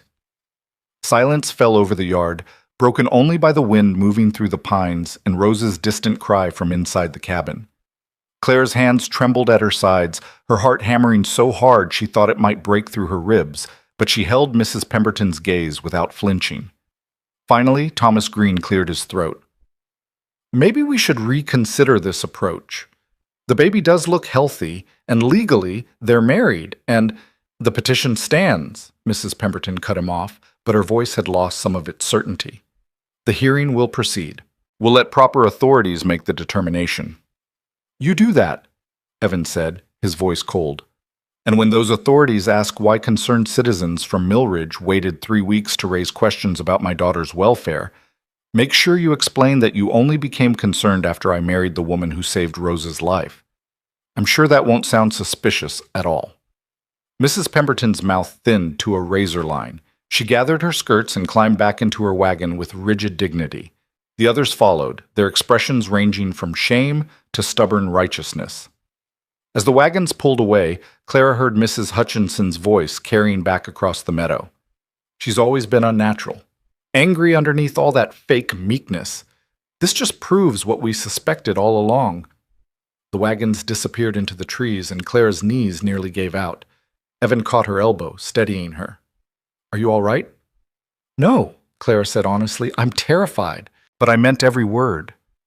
I know you did. Evan's grip on her elbow tightened briefly before releasing. I've never seen you like that, like a she-wolf defending her den. She's not my den to defend, Clara said, but the words felt hollow even as she spoke them.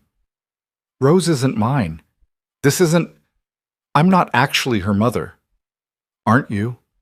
Evan's question was quiet, but it echoed in Clara's chest like thunder. Rose's cries intensified from inside, demanding attention that transcended complicated questions of legal and biological motherhood. Clara went to her automatically, lifting her from the bassinet, feeling the baby's immediate settling at her familiar scent and touch. She fed Rose while Evan paced the main room, his boots heavy on the wooden floor. They'll push for the hearing, he said finally. Mrs. Pemberton doesn't make threats she doesn't intend to follow through on, which means we need to prepare. We need evidence that Rose is thriving, testimony that our household is stable, something that counteracts their narrative. The Hendersons, Clara suggested, shifting Rose to her other breast. They witnessed the marriage. They can testify about our legitimacy. That's a start. But we need more. We need someone from Millridge to break ranks, someone willing to tell the truth about what happened when I came looking for help. Evan stopped pacing, turning to face her. Who in that town might have a conscience? Who might be willing to stand against Mrs. Pemberton?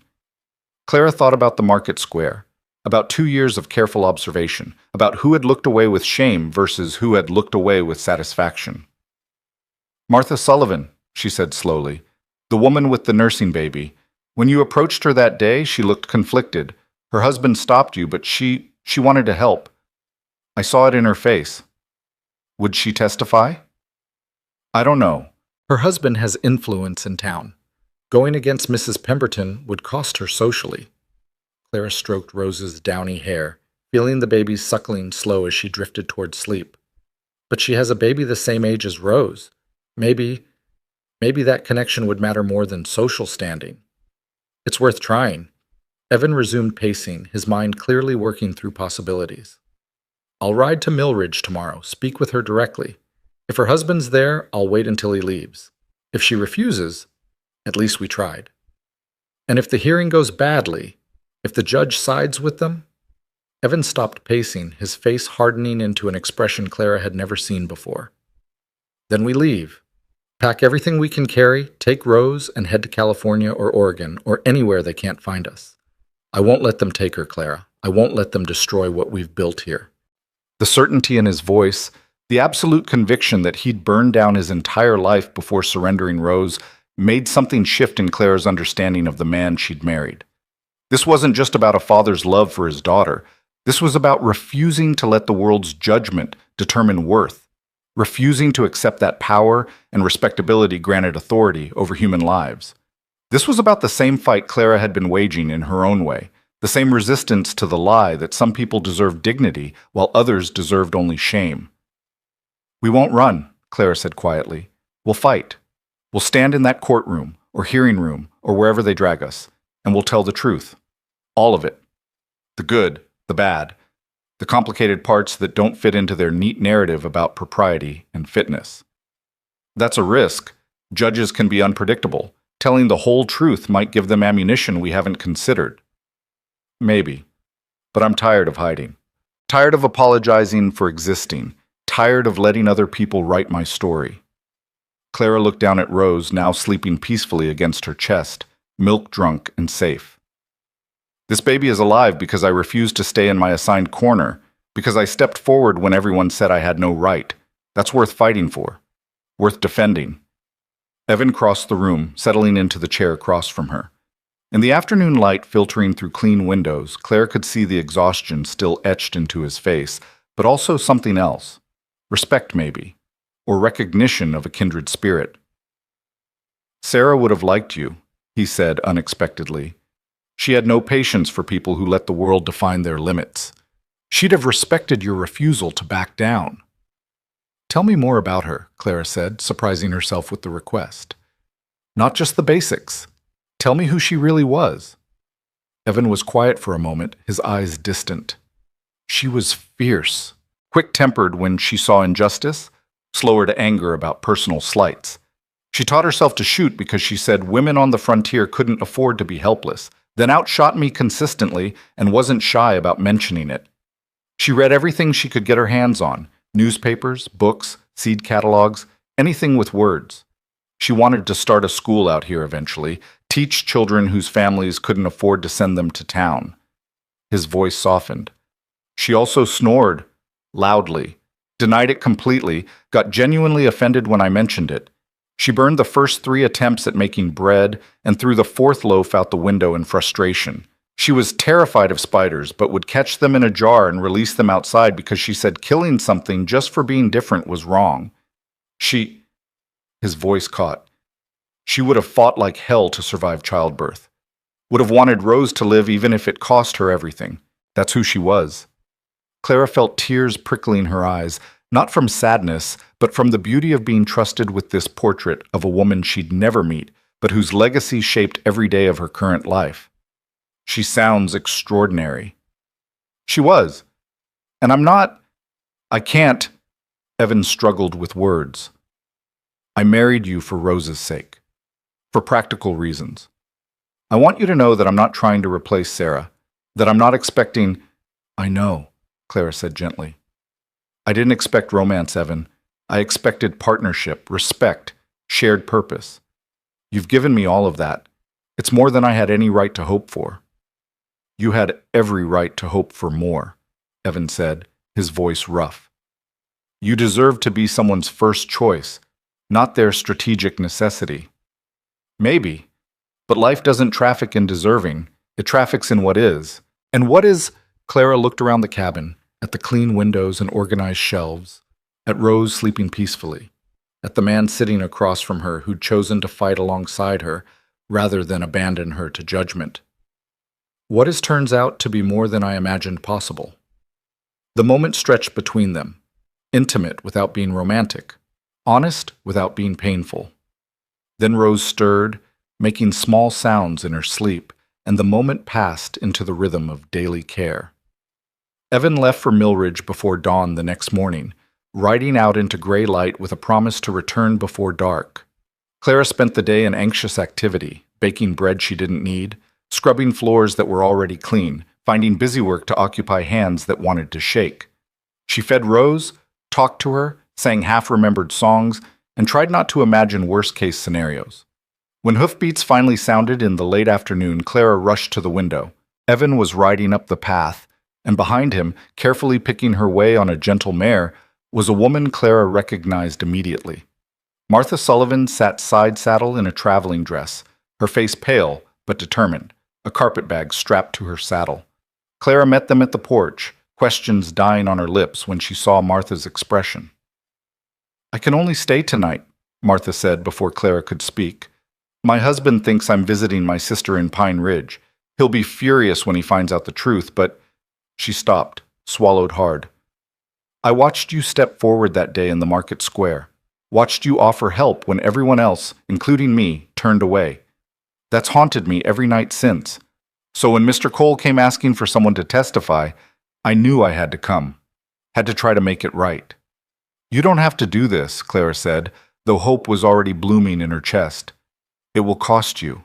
Your husband's position, your social standing, everything you've built in Millridge. I know. Martha climbed down from the horse with Evan's help. But I have a daughter at home, 6 months old, healthy and thriving because I can feed her. When I think about Rose dying because no one would help, about what might have happened if you hadn't been brave, her voice broke. I have to live with myself, Mrs. Cole.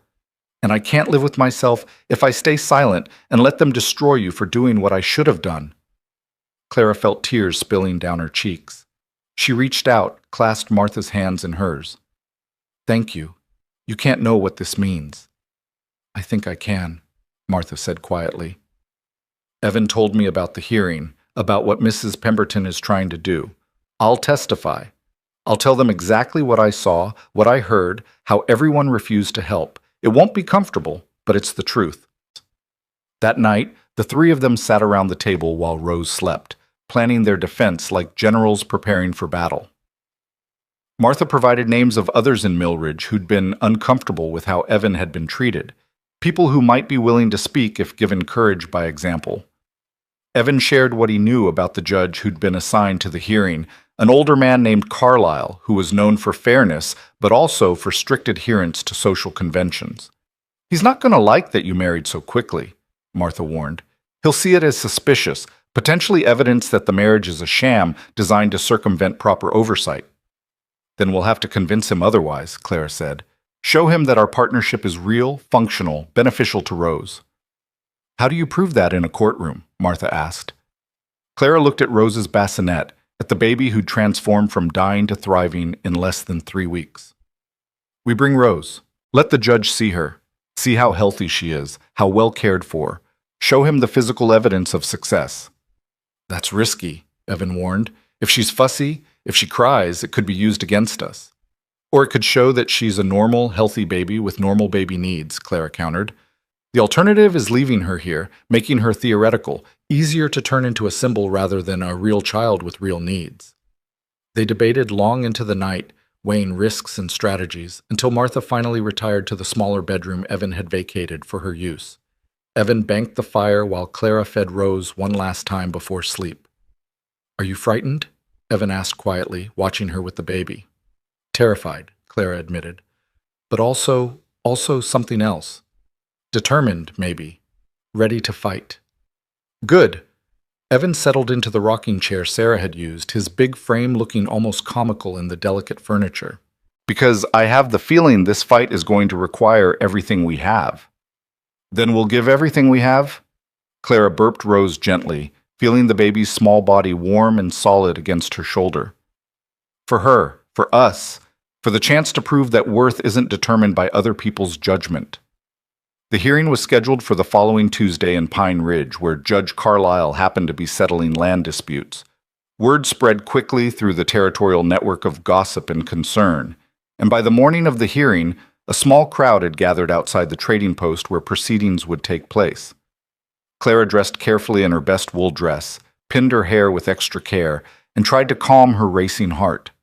Martha had returned to Millridge to collect her testimony notes, and had ridden back that morning with news that Mrs. Pemberton had recruited additional witnesses, people willing to speak about Clara's failures and inadequacies.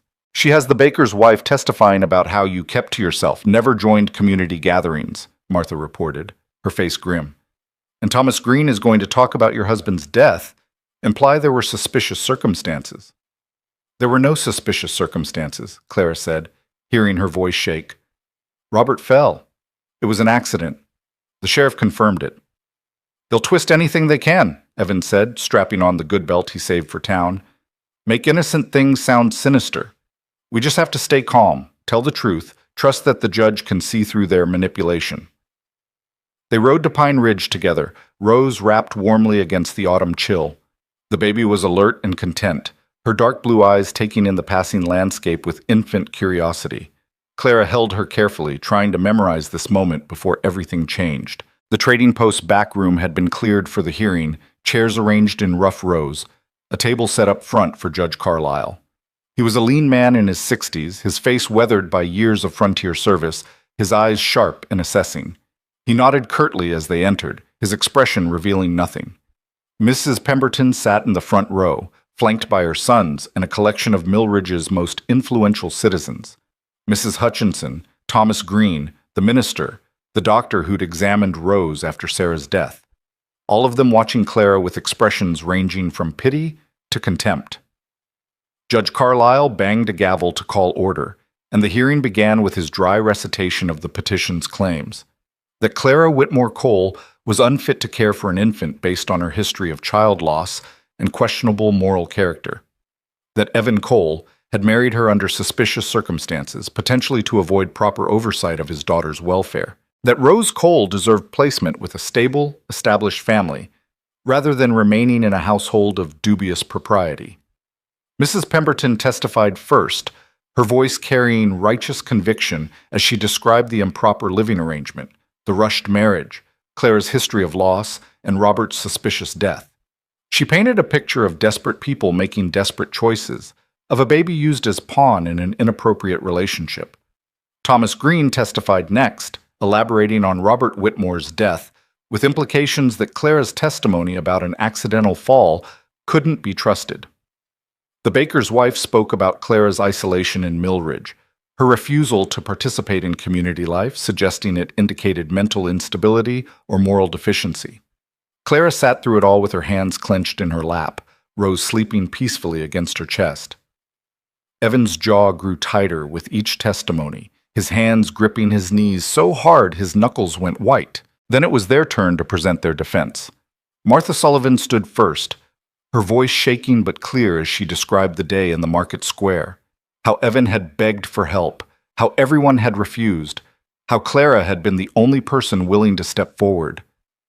"She saved that baby's life," Martha said, looking directly at Judge Carlisle. "Rose was dying. Everyone could see it, but no one would help because helping meant associating with Mr. Cole, meant dealing with Mrs. Whitmore as she was then. We were all more concerned with propriety than with an infant's survival. Mrs. Cole was the only one brave enough to actually do something." "And yet," Mrs. Pemberton interjected, "Mrs. Sullivan's own testimony confirms that Mrs. Cole was considered unsuitable by the entire community. Surely that collective judgment carries weight." "Collective judgment said the earth was flat," Judge Carlisle said dryly. "Continue, Mrs. Sullivan." Martha described Rose's transformation, the weight gain, the improved color and breathing. She testified that the marriage, while quick, seemed to be based on genuine partnership and shared purpose rather than impropriety. Under cross-examination from Mrs. Pemberton, she admitted she'd only observed the household once, but her conviction remained unshaken. Evan testified next, his voice steady as he described Sarah's death, his desperate search for help, his certainty that Rose would have died without Clara's intervention. He answered questions about the marriage directly, admitting it had been strategic but insisting it was also built on mutual respect and shared commitment to Rose's welfare. Then Judge Carlisle called Clara to testify. She stood on shaking legs, handed Rose to Evan, and approached the front of the room, every eye in the trading post fixed on her, measuring her worth, weighing her adequacy. Judge Carlisle studied her for a long moment before speaking. "Mrs. Cole, I've heard considerable testimony about your unsuitability for motherhood, about your history of loss, your isolation, your questionable character. I'd like to hear your response in your own words." Clara took a breath, steadying herself. Then she told the truth.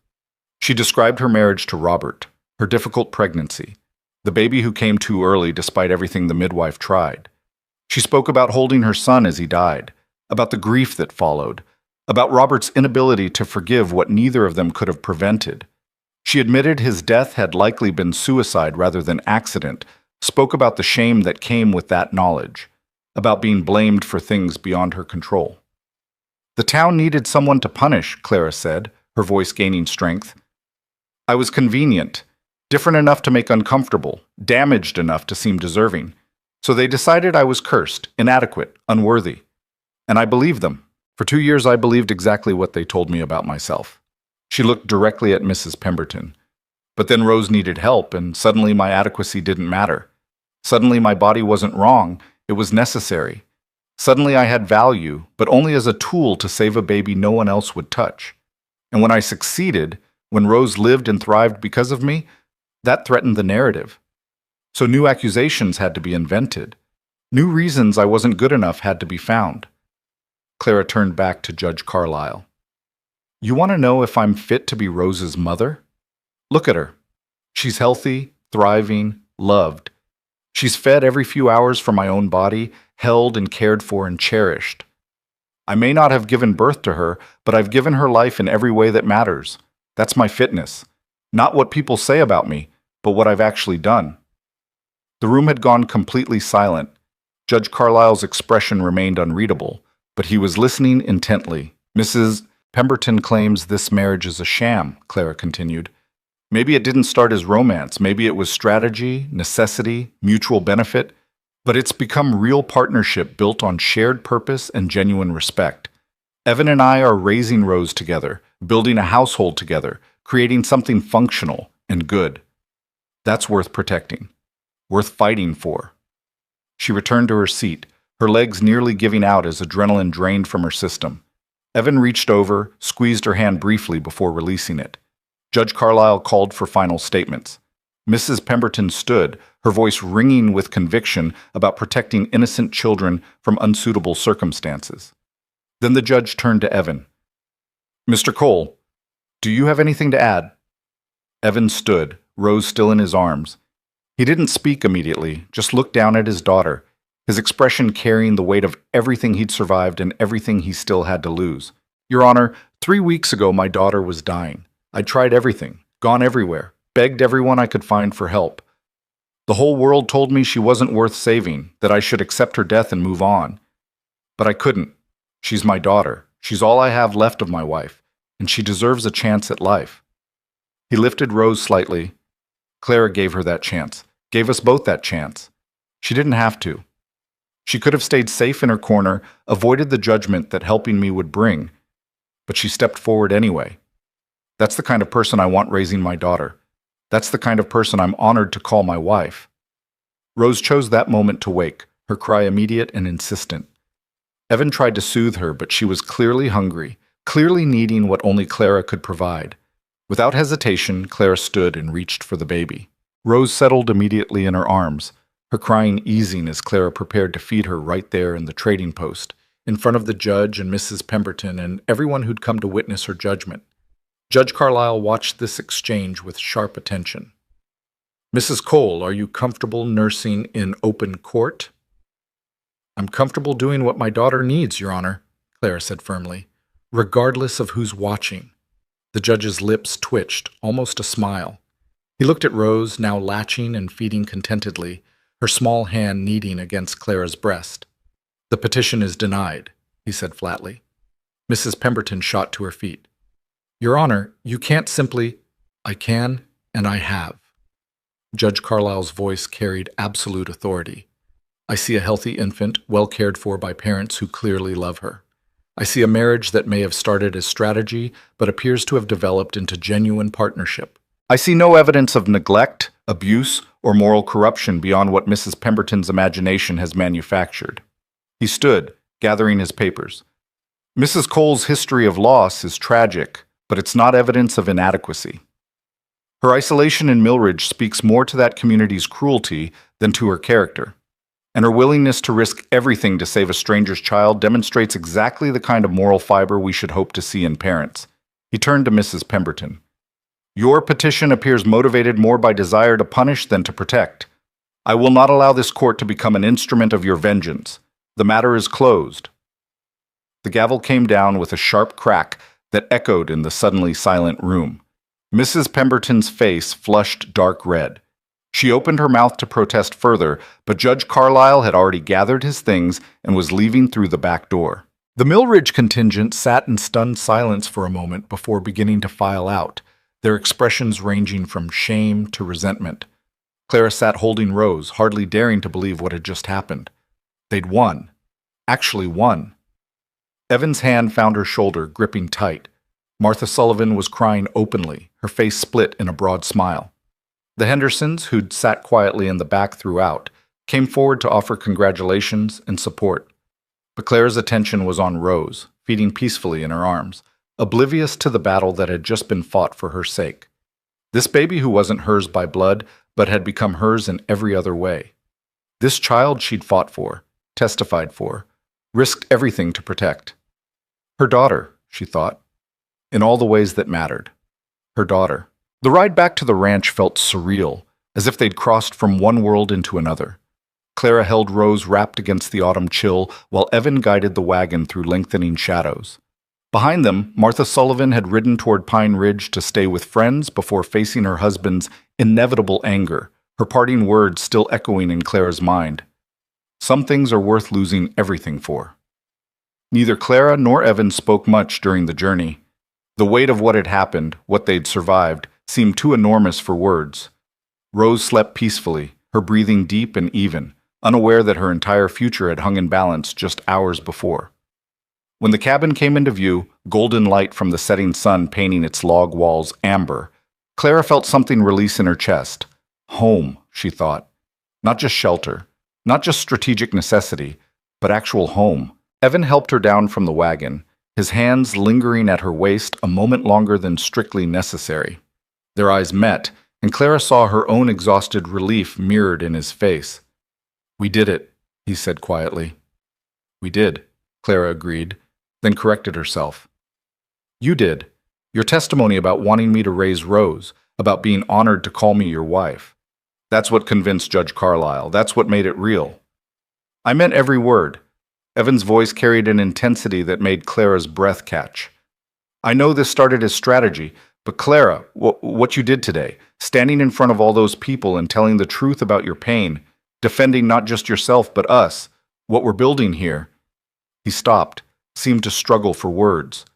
Sarah would have called that courage. I call it remarkable. Clara felt heat rising in her cheeks. "I was terrified the entire time." Being terrified and doing it anyway is the definition of courage. Evan collected Rose's bassinet from the wagon bed. "Come on, let's get you both inside before the temperature drops." The cabin felt different that evening, warmer somehow, despite the same fire in the same hearth. Clara fed Rose while Evan prepared a simple meal, and they ate in comfortable silence, too drained for conversation, but content in shared space. When Rose drifted into sleep, Clara settled her in the bassinet and found herself standing at the window, looking out at stars emerging in the darkening sky. "What are you thinking about?" Evan asked from behind her. "Everything. Nothing. How strange it is that 3 weeks ago I was selling bread at a market table, invisible to everyone around me. And now I'm here, legally someone's wife, functionally someone's mother, with a future that extends beyond the next day's survival." Evan moved to stand beside her at the window. "Does it feel like the right future?"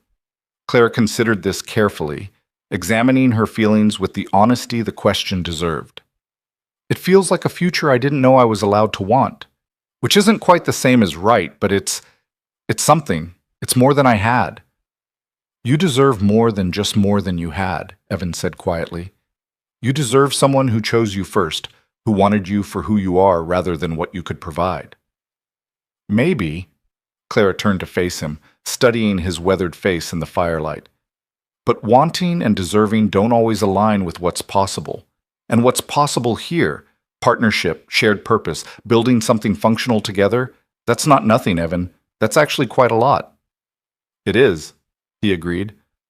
"But I want you to know that if someday you meet someone who can offer you more, who can give you the kind of marriage people write poems about, I won't stand in your way. This was supposed to protect you, not trap you." Clara felt something crack open in her chest, some careful guard she'd been maintaining without fully realizing it. "Evan, look at me. Really look at me. I'm not the kind of woman men write poems about. I'm not delicate or beautiful or any of the things the world values in women. I'm too big, too damaged, too marked by loss. The fact that you see me as a partner, that you respect what I bring to this household, that you defended me in that courtroom, that's more than most women like me ever get, more than I ever expected." "Stop." Evan's voice carried unexpected sharpness. "Stop diminishing yourself. Stop accepting the world's judgment about your worth. You're capable, strong, kind, brave. Those are the things that actually matter. And any man who can't see that is an idiot not worth your time. You're only saying that because I helped Rose. I'm saying it because it's true." Evan reached out, his calloused hand cupping her cheek with surprising gentleness. "Clara, I married you for Rose's sake. That's honest. But staying married to you, building this life with you, that's becoming something I want for my own sake. For our sake. Not just Rose's. Clara's breath caught. What are you saying? I'm saying I don't know exactly what this is between us, but I know it's real. I know I look forward to coming inside at the end of the day and finding you here. I know the cabin feels empty when you're not in it. I know watching you with Rose, seeing how you love her, how you fight for her, makes me... He stopped, swallowed hard. Makes me think maybe Sarah was right. That love doesn't stop when someone dies.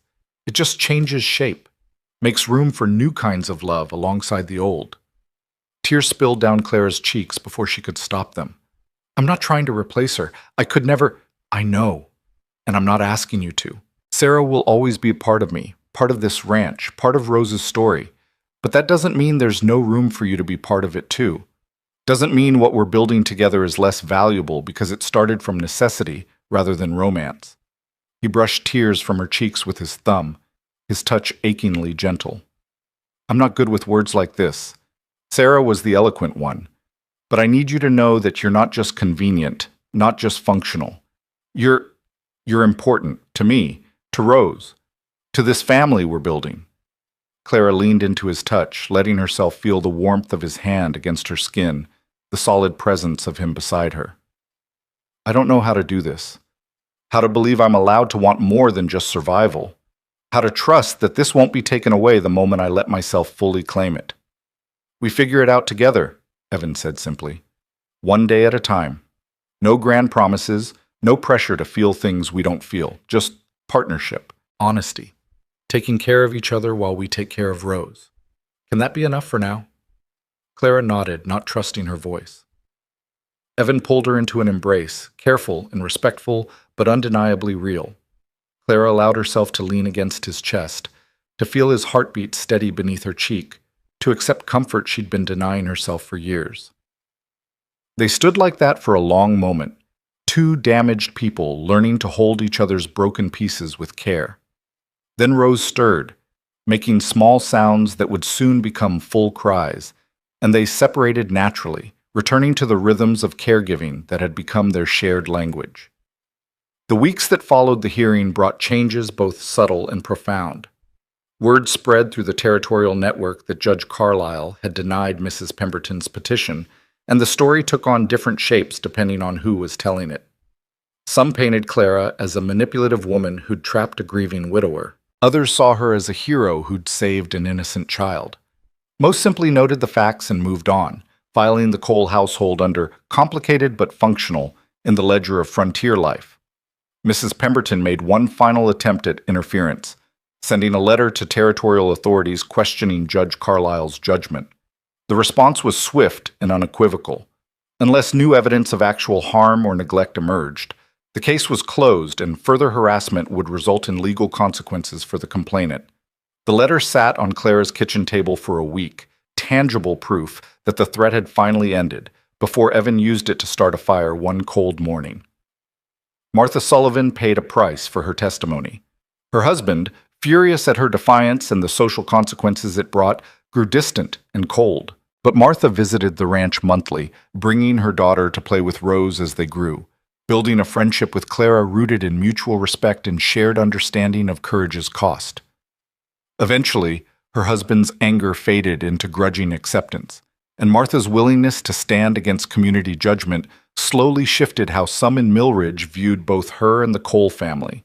The Hendersons became regular trading partners and occasional dinner guests, their quiet support meaning more to Clara than grand gestures ever could. Through them, Clara learned that several Millridge families had privately expressed shame about how she'd been treated, though few had the courage to say so directly. She didn't need their apologies. Their silent acknowledgement was enough. Rose thrived beyond anyone's hopes. By 2 months, she'd doubled her birth weight, her face round and healthy, her cries lusty and demanding. Clara continued nursing her, her body producing abundant milk, but they began supplementing with mashed vegetables and thin porridges as Rose showed readiness for solid food. Each milestone felt like victory, each sign of thriving a testament to the choice Clara had made in that market square. But it was the small moments between the milestones that transformed their household from strategic arrangement into actual family. Evan teaching Clara to ride so she could accompany him checking fence lines, Rose strapped to her back in a sling Evan had fashioned from canvas and leather. Clara teaching Evan to make bread, their hands bumping in the flour, laughing at his first misshapen attempt. The three of them sitting on the porch at sunset, Rose playing with her toes while Clara and Evan discussed plans for spring planting. The larger bedroom slowly became Clara's in more than name. She added touches Sarah had never included. Herbs hung to dry from the ceiling beams, her mother's Bible on the bedside table, a rag rug she'd woven during Rose's naps. Evan helped her hang curtains she'd sewn, standing on a chair to reach the high rod, while Clara directed from below. When Sarah's trunk was moved to the barn loft for storage, the action felt natural rather than erasing, honoring rather than forgetting. They didn't discuss the shift in their relationship directly, but it happened in increments too small to name, but too significant to ignore. Evan's hand finding Clara's during evening prayers before meals, Clara asking Evan's opinion on household decisions when she didn't strictly need permission. The way they'd started saying we and our without conscious thought. 3 months after the hearing, on a December evening when snow fell soft outside the windows, Clara was rocking Rose to sleep when Evan returned from checking the animals. He stamped snow from his boots, hung his coat, then stopped in the doorway to Rose's room, watching Clara sing a lullaby in German that her own mother had sung. When the song ended and Rose had drifted fully into sleep, Clara looked up to find Evan watching with an expression she couldn't quite read. "What?" she asked softly, settling Rose in her cradle. A beautiful piece Evan had built from pine, sanded smooth and carved with roses along the headboard. "I was just thinking," Evan said quietly, "about how different this house sounds now. How it used to be so silent except for Rose crying. How now there's singing and laughter and the sound of someone moving through rooms with purpose rather than just survival." Clara stood, moving to where he waited in the doorway. "Does it bother you, the changes?" "No." Evan shook his head. "Feels right. Like the house is finally being used the way Sarah imagined when we built it. As a home for raising children, for building a life. She'd be glad it's not sitting empty and grieving." "Do you still talk to her?" Clara asked, emboldened by the intimacy of the moment. "In your head, I mean. Tell her things?" "Sometimes." Evan's honesty came without hesitation. "Mostly to tell her about Rose, about how she's growing, what new things she's learned. Sometimes to ask what she'd do in situations where I'm uncertain. Less than I used to, though. That feels...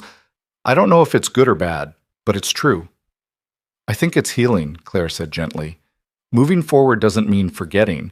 It just means the past isn't the only thing that matters anymore." Evan studied her face in the lamplight, his expression thoughtful. "Claire, can I ask you something?" "Of course." "Are you happy? Here, with us, with this life we've built? Not content, not just surviving, actually happy?" The question deserved careful consideration. Clara thought about the market square in Mill Ridge, about 2 years of careful invisibility, about believing her life would never be more than managed existence.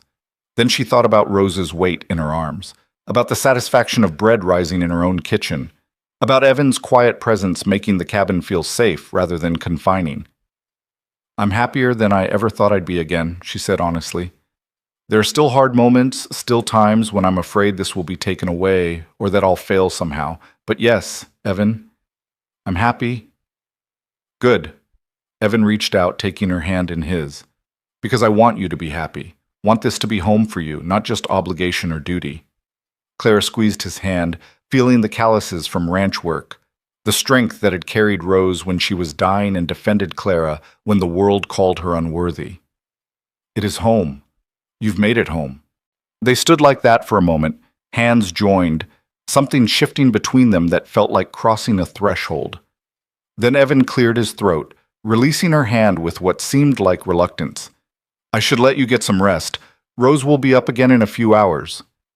"Evan," Clara said before he could retreat, Would you want to sit with me for a while, just talk? I'm not ready for sleep yet." His smile was slow but genuine. "I'd like that." They settled in the main room, Evan in the rocking chair and Clara on the small sofa she'd positioned near the fireplace.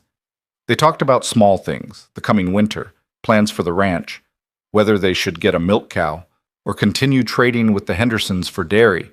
But underneath the practical conversation ran a current of something deeper, an acknowledgement that they were building more than just a functional household. As the fire burned low and the hour grew late, Evan stood to bank the coals. I keep thinking about what you said in the courtroom, about how Rose needed help and suddenly your adequacy didn't matter, only your usefulness. That's haunted me. Clara waited, sensing he had more to say. I hope... Evan turned to face her, his expression earnest in the dying firelight. I hope you know that to me you're not just useful. You're not just a solution to a problem. You're important for who you are, not just what you can do. I'm learning to believe that, Clara said softly. You and Rose are teaching me. Every day, in small ways, you're teaching me that I'm allowed to take up space, to matter, to be seen. You've always been worth seeing, Evan said firmly. The world was just too blind to notice.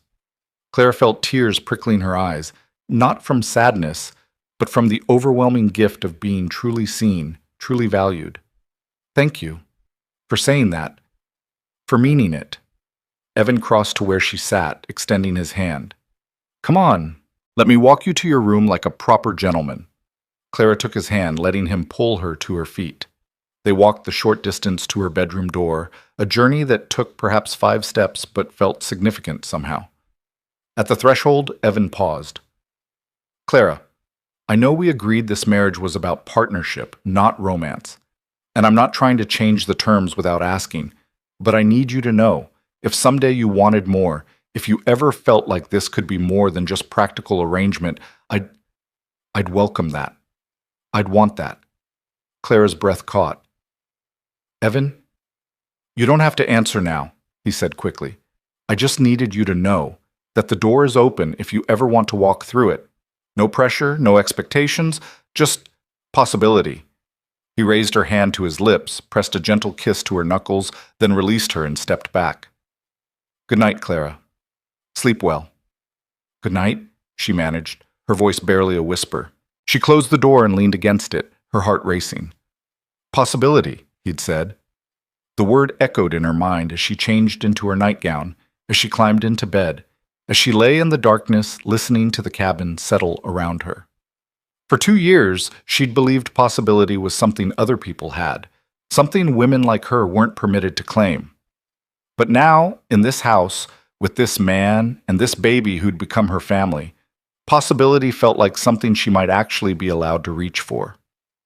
Winter deepened, bringing snow that buried the valley in pristine white and temperatures that kept them close to the hearth. Clara and Evan fell into rhythms that felt increasingly natural, their partnership deepening through shared labor and shared care of Rose. They took turns rising in the night when Rose needed feeding, Evan bringing her to Clara rather than making Clara get up, then settling in the rocking chair to watch while Clara nursed. Sometimes he fell asleep there, his big frame somehow fitting into the delicate chair, and Clara would cover him with a quilt rather than wake him. Other times, after Rose was settled, they'd talk in hushed voices about everything and nothing. Evan spoke more about Sarah, the stories coming easier now, shared with Clara rather than hoarded as private grief.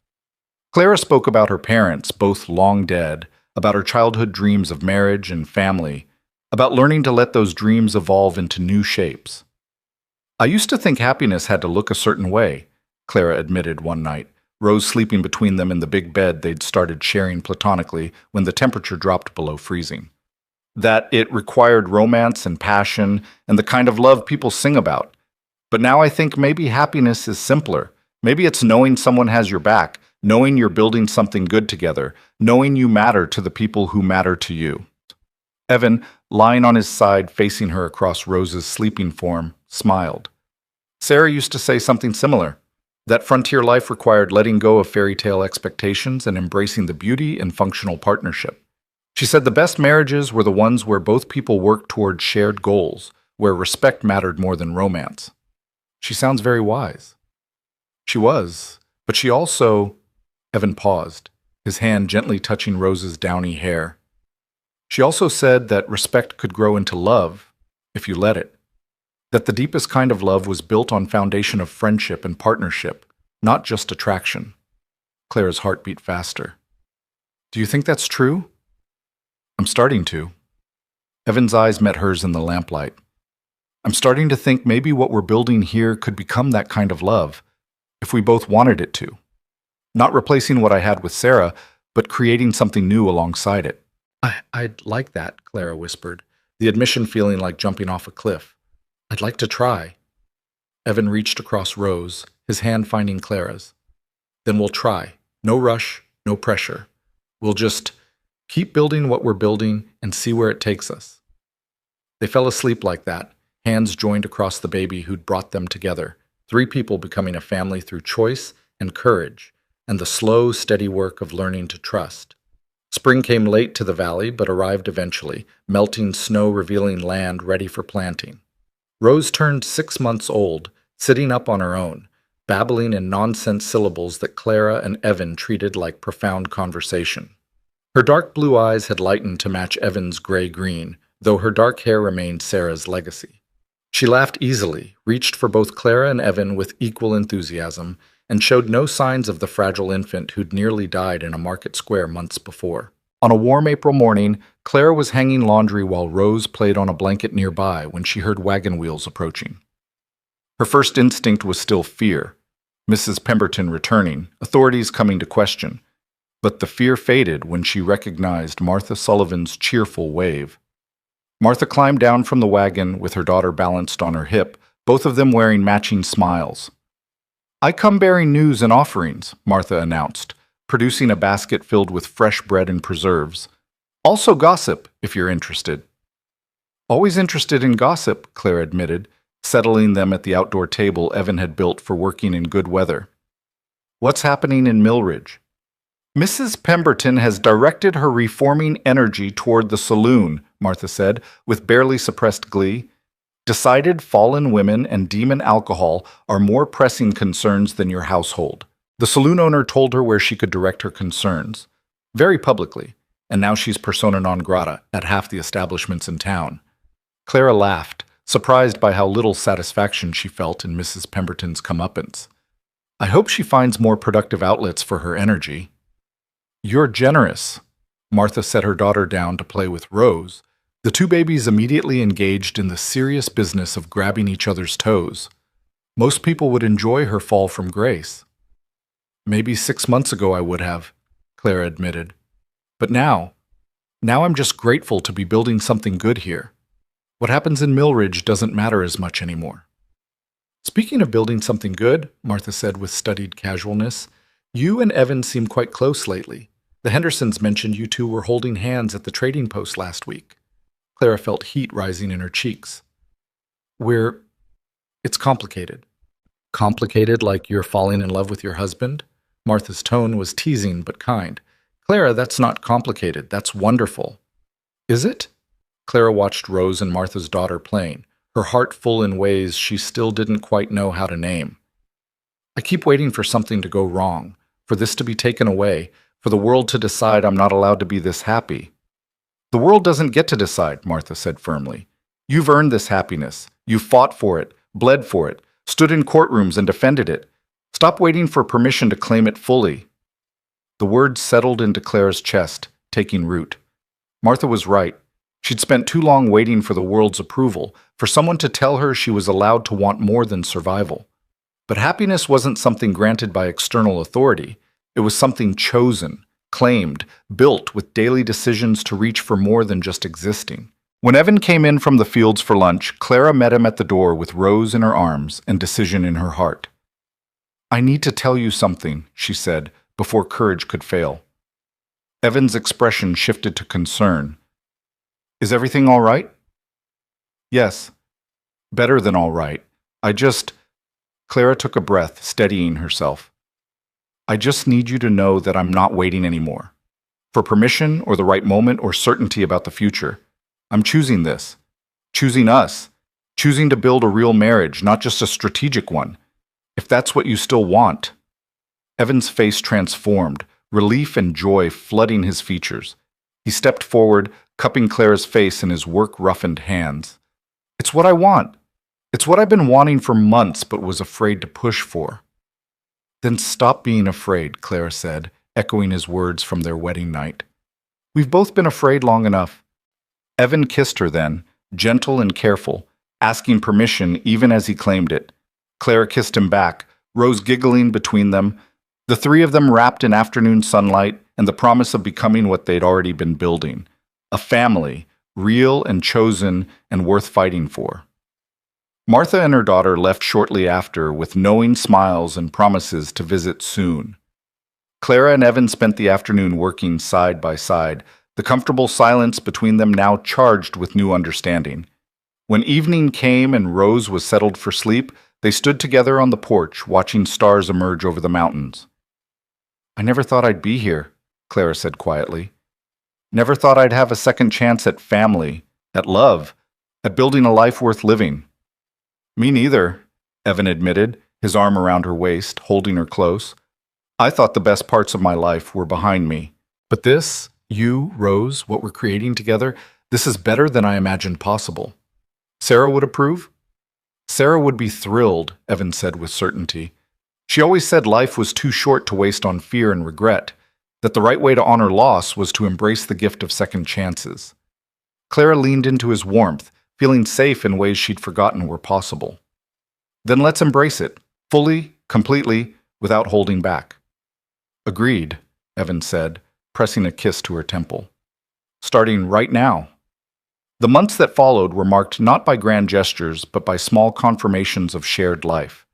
Evan moved his belongings back into the larger bedroom, the two of them navigating the intimacy of truly shared space with care and growing comfort. Clara began introducing herself as Evan's wife, without the mental caveat that it was only technically true. They made plans together, for expanding the house when Rose grew older, for possibly more children if they were blessed, for a future that stretched beyond mere survival into actual thriving.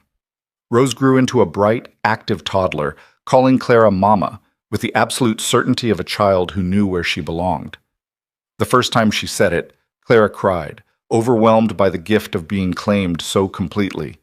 Evan held them both, his own eyes wet, whispering thanks to Sarah for the daughter who lived and to Clara for the mother who'd saved her. The second winter brought new challenges. Illness that swept through the valley, a difficult calving season, weeks of brutal cold that tested everyone's endurance. But they faced it together, Clara and Evan taking turns sitting up with Rose through fevers, working side by side to save struggling calves, finding warmth and partnership when the world outside was frozen and harsh. When spring came again, bringing Rose's first birthday, they celebrated with the Hendersons and Martha's family, the small gathering feeling like abundance. Clara baked a special cake, watching Rose destroy it with enthusiastic joy, and felt gratitude so profound it bordered on pain. That night, after their guests had departed and Rose was asleep, Clara and Evan sat on the porch in the warm spring darkness. Do you remember a year ago? Clara asked, when Evan carried a dying baby into a market square and everyone turned away. I remember, Evan said quietly. I remember thinking she was going to die, that I'd failed her before her life even started. And then you stepped forward and everything changed. We changed everything, Clara corrected.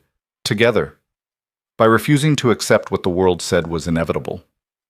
Evan pulled her closer, his arms solid around her shoulders. Best decision I ever made. Asking you to help. Best decision you ever made, saying yes. I think the best decision we made was choosing each other, Clara said. Choosing to build something real from something that started as desperate necessity. Choosing love when it would have been easier to settle for less. To choosing each other, Evan agreed, raising an imaginary glass and toast. To choosing each other, Clara echoed, and sealed the promise with a kiss that tasted like joy and hard-won peace. 2 years after that day in the market square, Clara stood in the same porch doorway, watching Rose chase chickens in the yard while Evan repaired a fence section.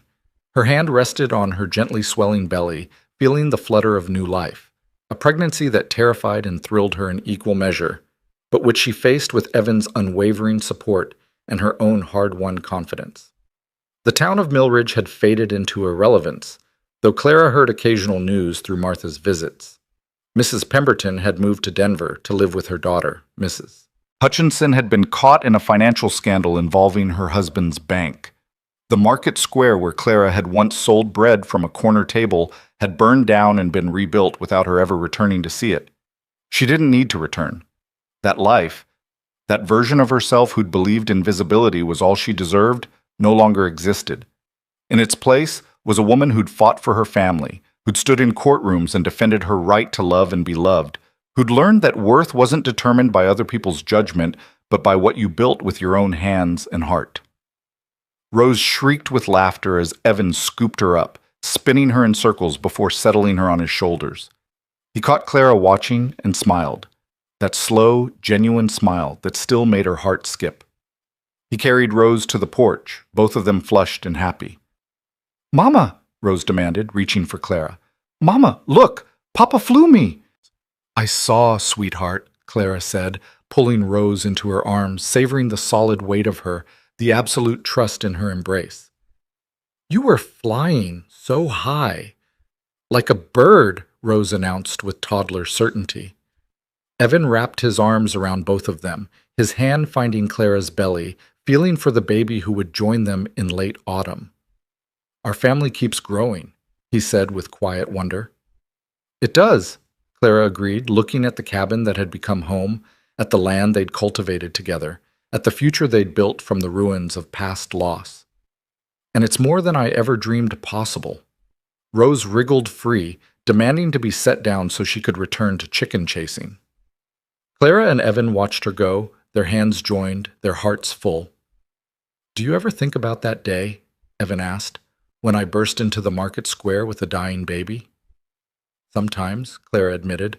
"I think about how terrified I was, how certain I was that helping you would only bring more pain, more failure, more confirmation that I was broken, and how I did it anyway because some things matter more than fear."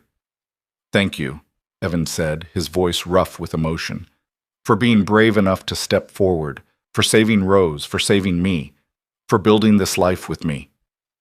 "Thank you for seeing me," Clara said simply, "for looking at a woman the world had decided was worthless and seeing someone worth fighting for, worth partnering with, worth loving." They stood together on the porch as afternoon lengthened toward evening, watching their daughter play in the golden light, feeling the promise of new life growing between them, holding the miracle of second chances and hard-won happiness. The world had tried to tell them both that they were finished, that loss had used them up and left nothing worth saving. The world had been wrong. Because here, in this valley, with these mountains standing witness, two people who'd been broken and discarded had found each other and built something whole, had taken a dying baby and given her not just life but family, had transformed strategic necessity into genuine love through the daily work of showing up, choosing each other, refusing to accept that damaged meant unworthy. As the sun set behind the western peaks, painting the sky in shades of rose and gold, Clara leaned into Evan's warmth and felt complete. Not because her life was perfect or her past erased, but because she'd learned the truth Mrs. Pemberton and all her kind would never understand. Worth wasn't something granted by others. Worth was something you claimed, something you built, something you proved through the simple act of refusing to disappear. And Clara Whitmore Cole, once invisible in a market square corner, had claimed her worth with both hands and would never let it go again.